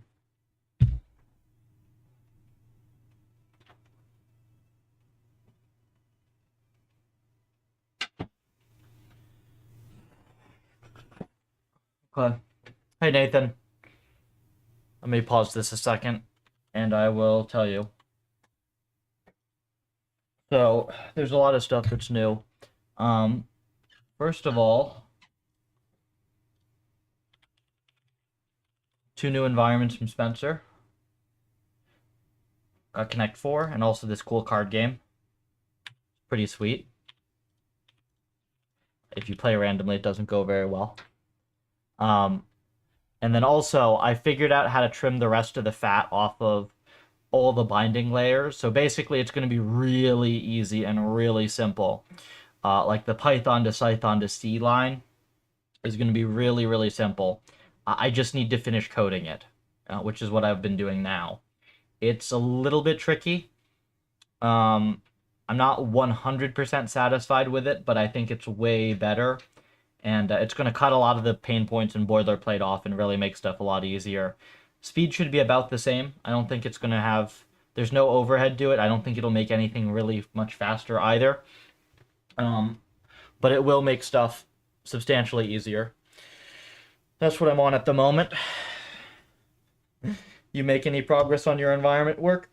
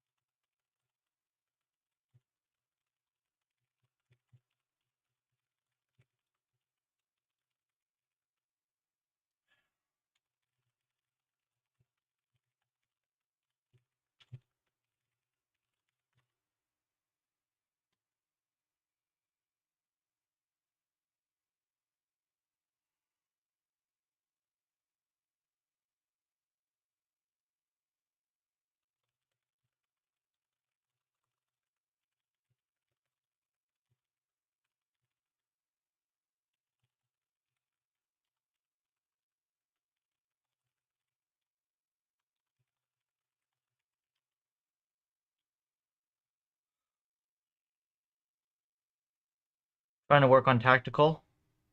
Let me know how to trim it down. The code's going to be basically identical. It's just going to fix, it's going to basically, you're going to be able to remove a couple of the obnoxious, like, really long init method signatures. So the Python binding gets a little bit simpler. And then, like, the weird buffer stuff and some of the weird, like, magic variables that you have to have in init for buffer ems to work aren't going to be there. Just stuff like that. Basic convenient stuff. But, you know, it'll make stuff look a lot smoother, for the least. At the very least. 6 M's here and growing.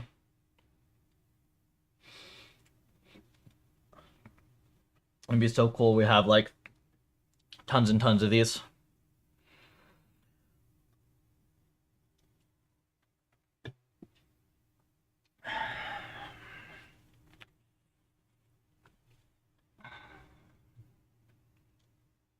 All right, we go back to this. If you have something to share on the tactical, I'd be glad to take a look. If not, code.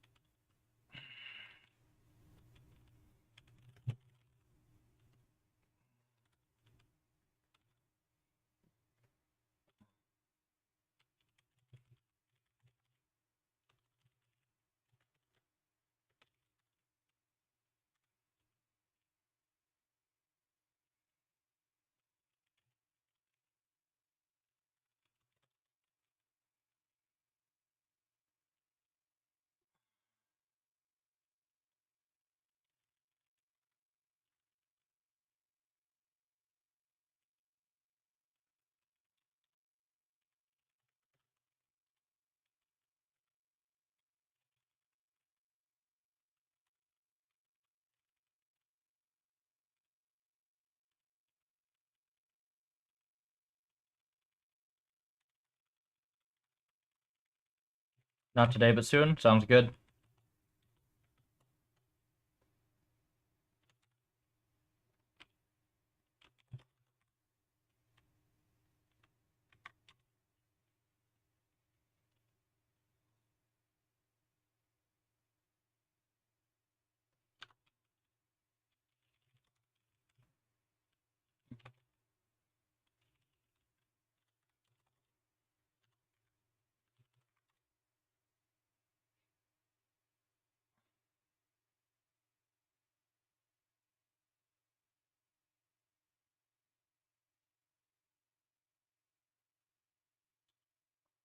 Hmm.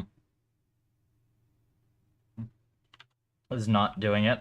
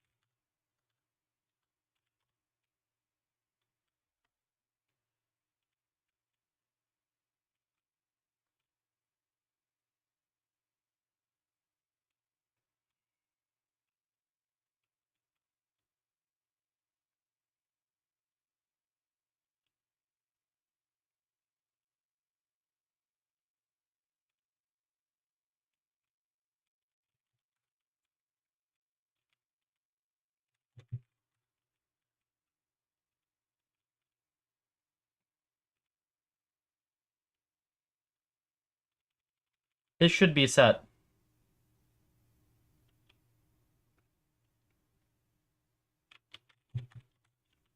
Oh, I know what's going on.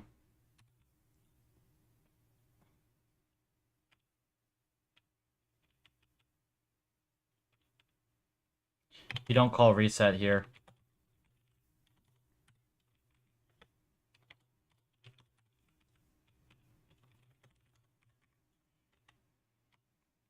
The heck is wrong with this? Yeah. Apply. Okay, so here, this is where reset gets called.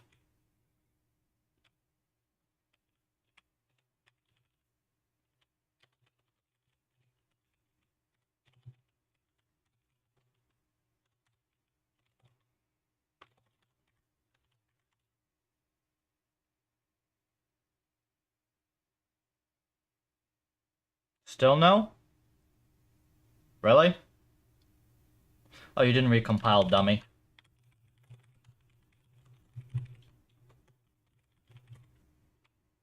Come on.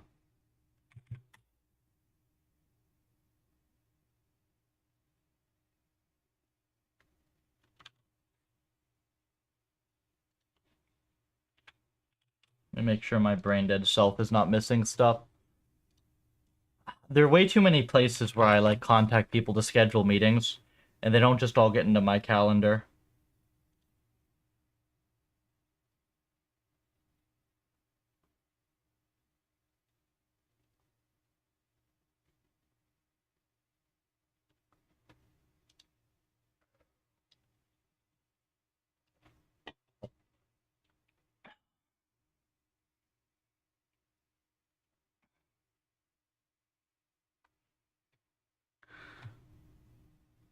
Cool.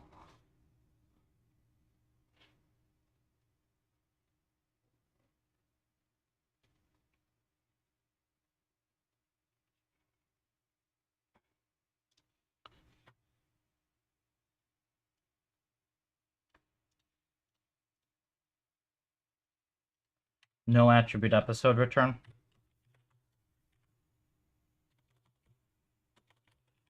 I think I forgot a binding. Yep.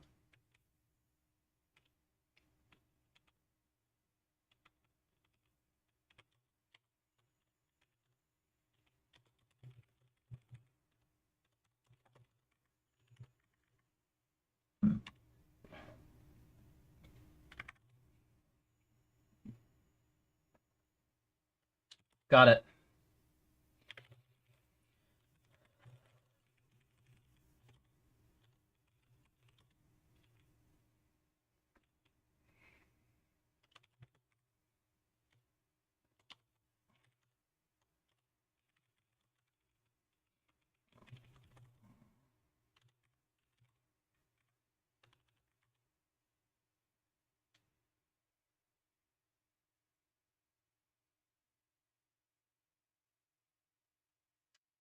This should be showing up in stats.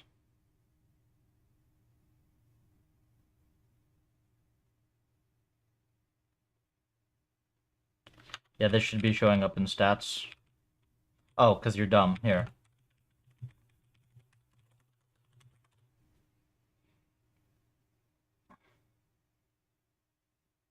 There we go.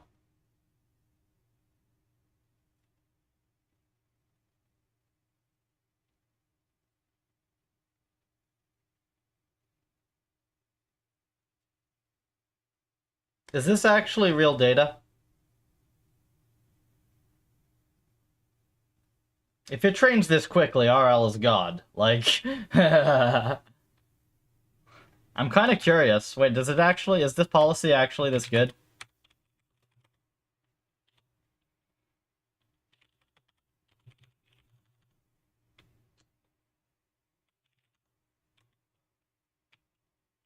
I mean, we'll see in a second.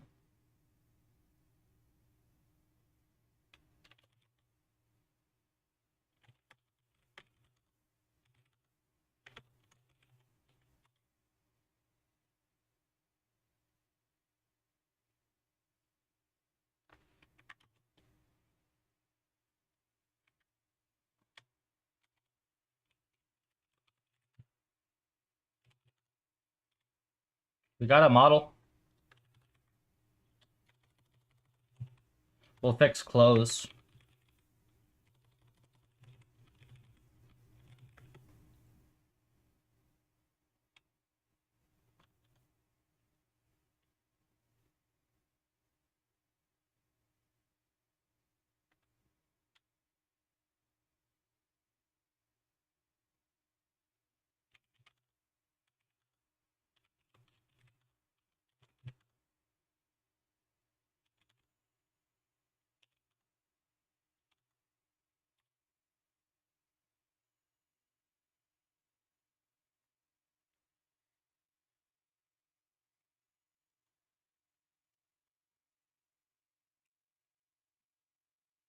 Well, this is not it, right?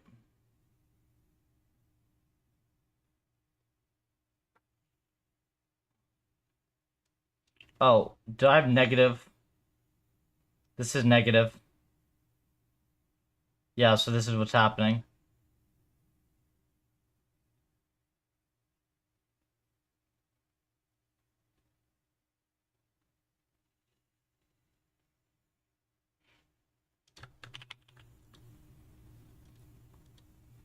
Yeah, it doesn't actually work that fast. That's okay. It will work that fast once we fix it.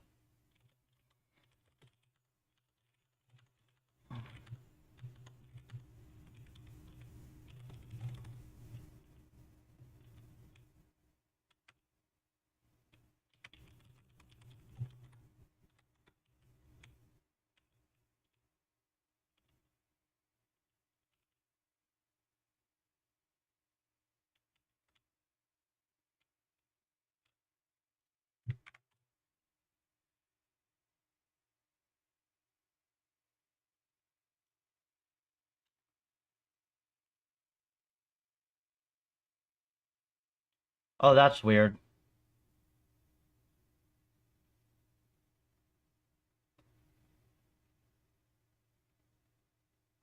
Yeah, something's screwy.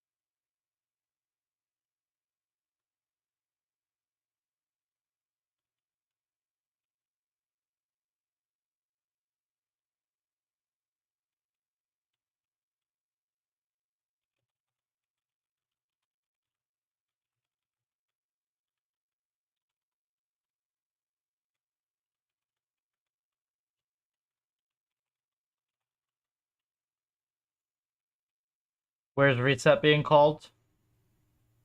From Python right now. We're gonna fix that, but it's still not gonna be called here. Try this.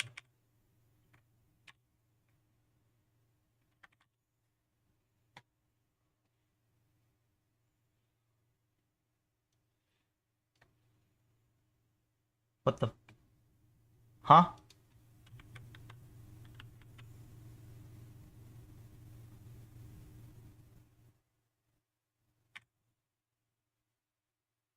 -3. That was weird. Something's probably passing bad data.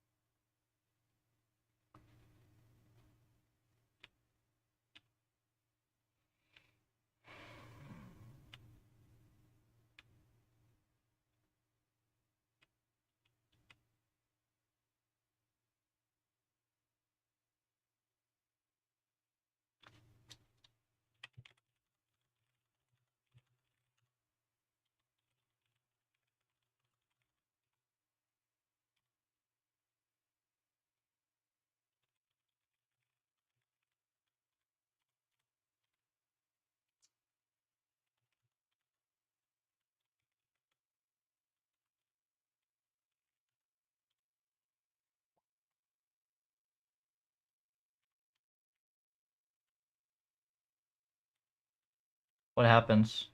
Oh, look at that.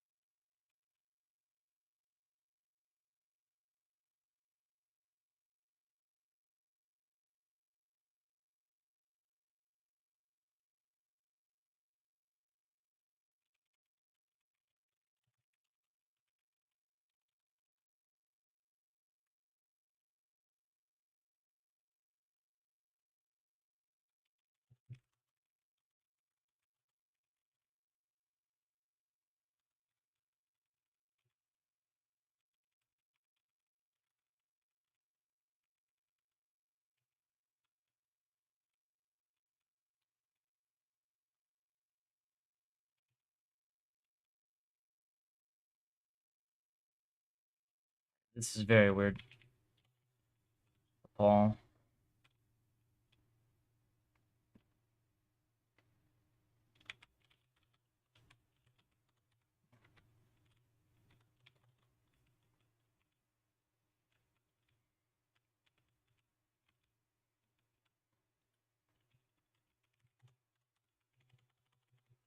Try this.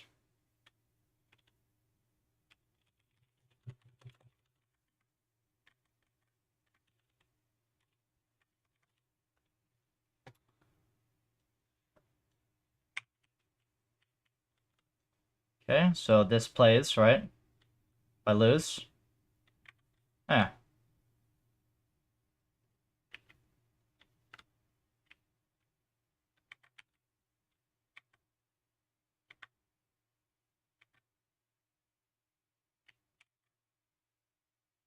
Negative.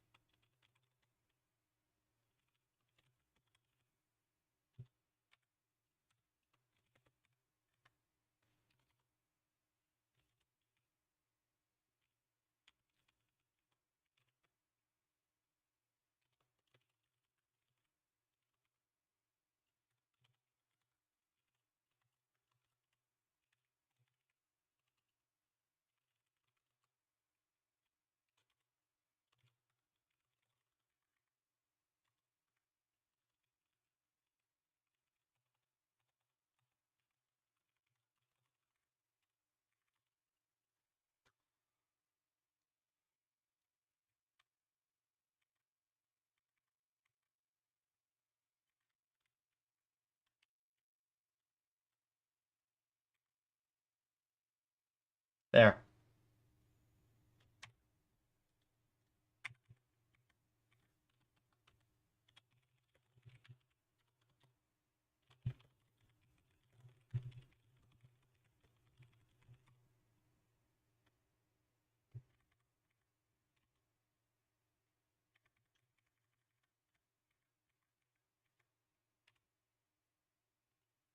What happens now?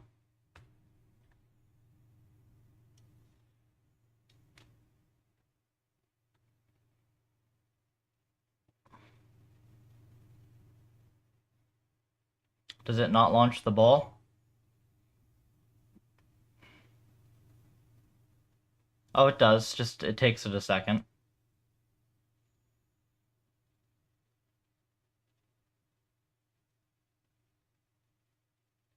Perfect.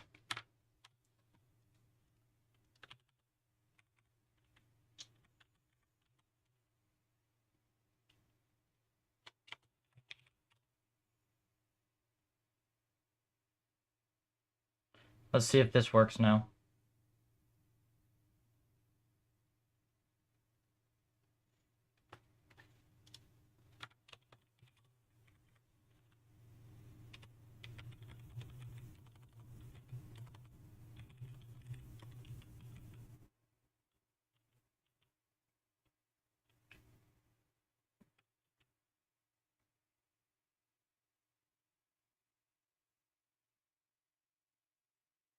Mm-hmm.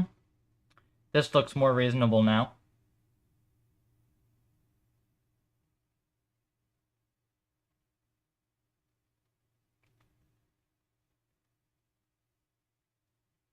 So it needs tuned hyperparameters is all.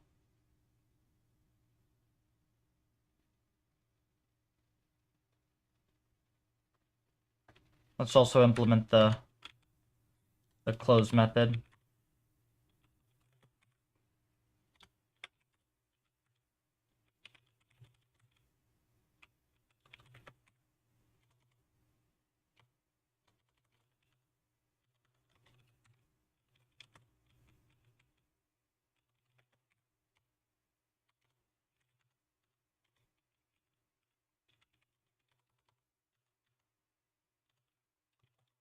There we go.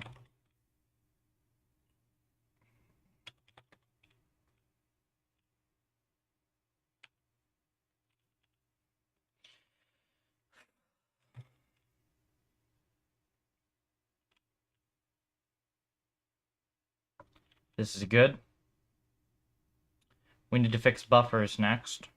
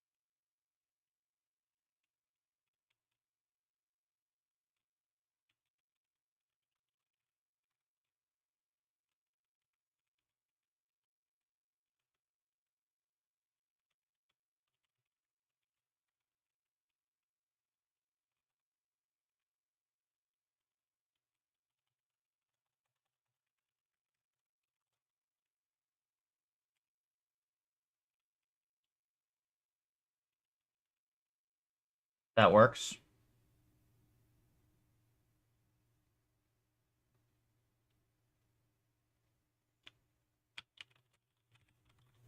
Now in multiprocessing, I guess in serial even.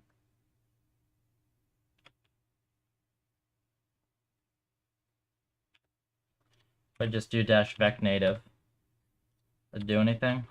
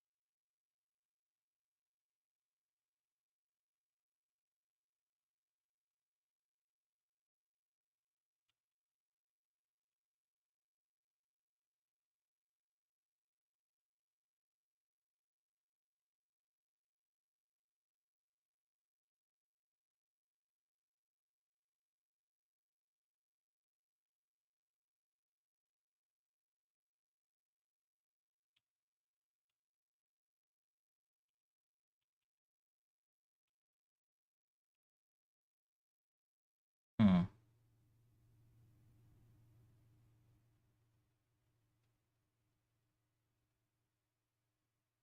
This is where you pass it.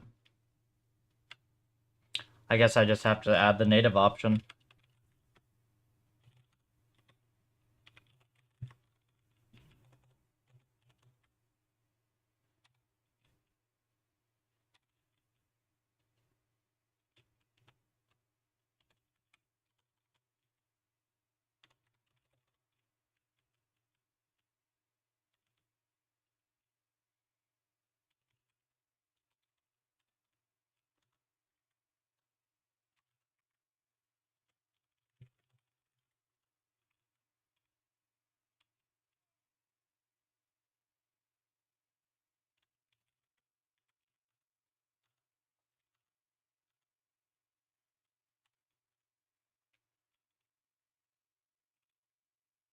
Make env.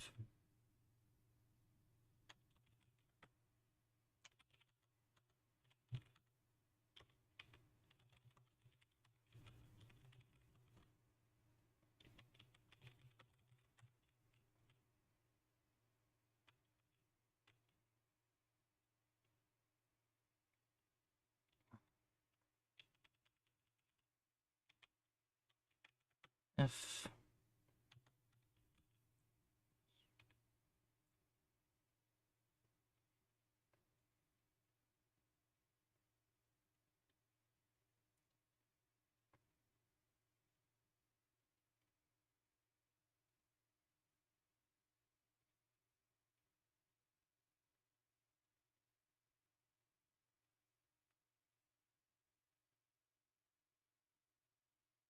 This is going to get awkward very quickly.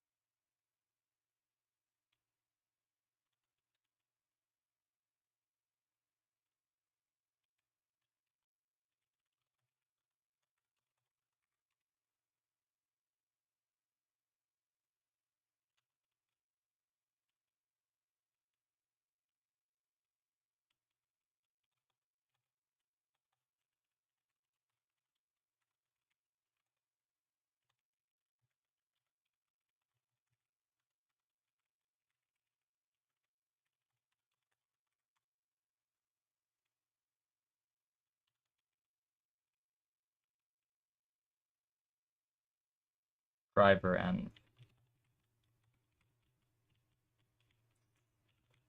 Okay.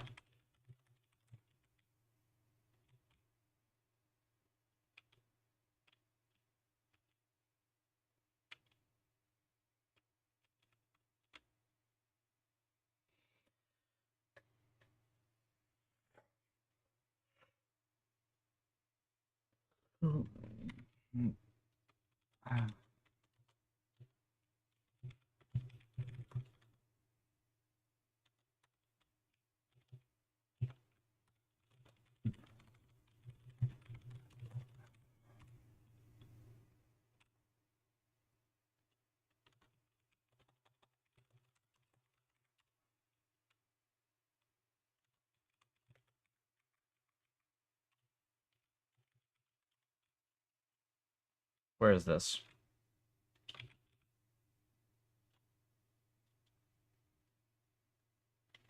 Oh, yeah, it should have it here.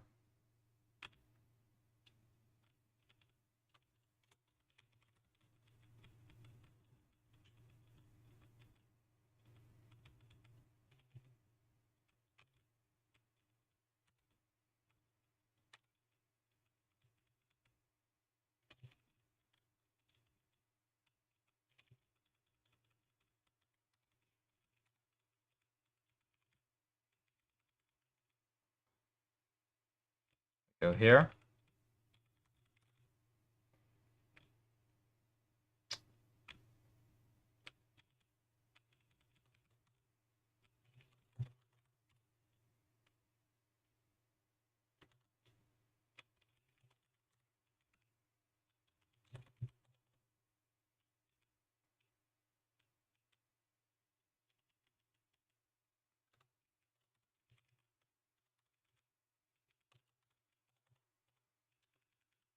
And now we actually get to get rid of bullshit code.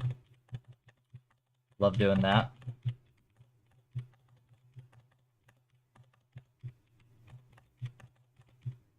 Isn't that nicer? No longer need this. We actually don't need this either.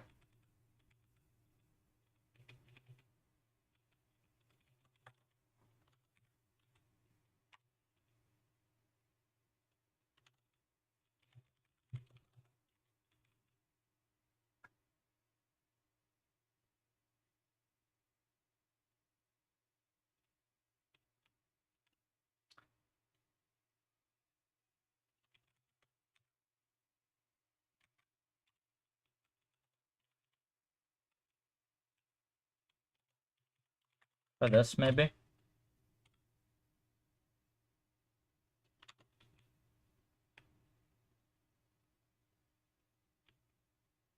Cut 2. Receive. Ah. I think I made the API different for this, right?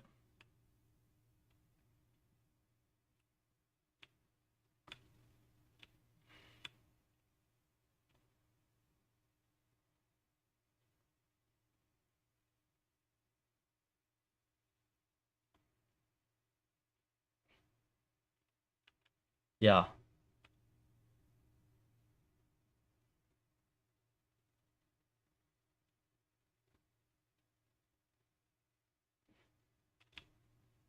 We don't need this.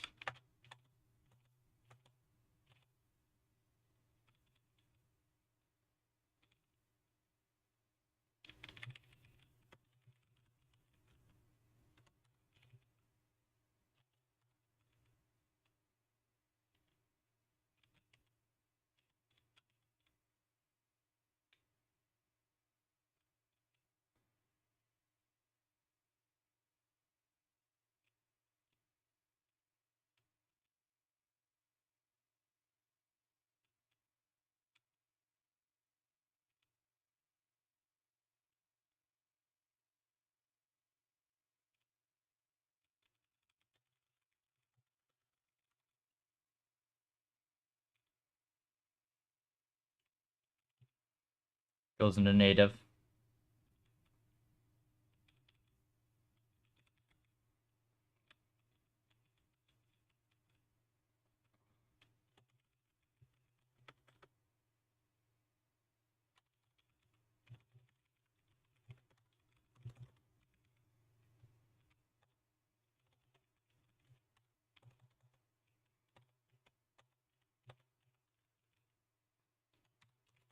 This should be.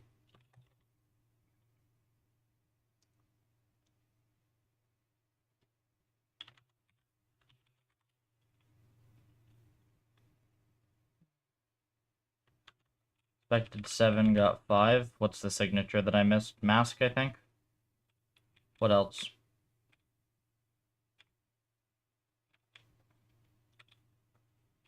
Terminals, truncations, agent ID. There's a lot of garbage here.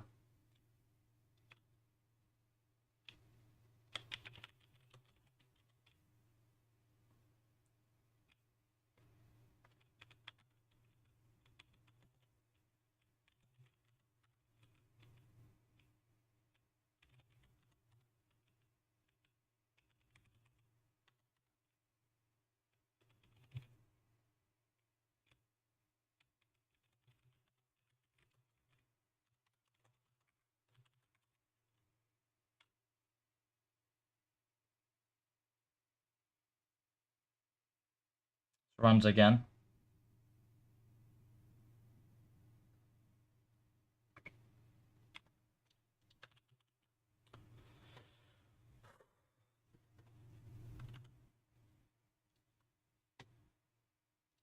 Okay. We've got some progress here. I've got to go do a couple quick things. And then I will be back in a little bit, not very long, I don't know, 20, 30 minutes. And we'll finish this. I really want to have this thing done today. At least like a prototype of it. Anyways, I'll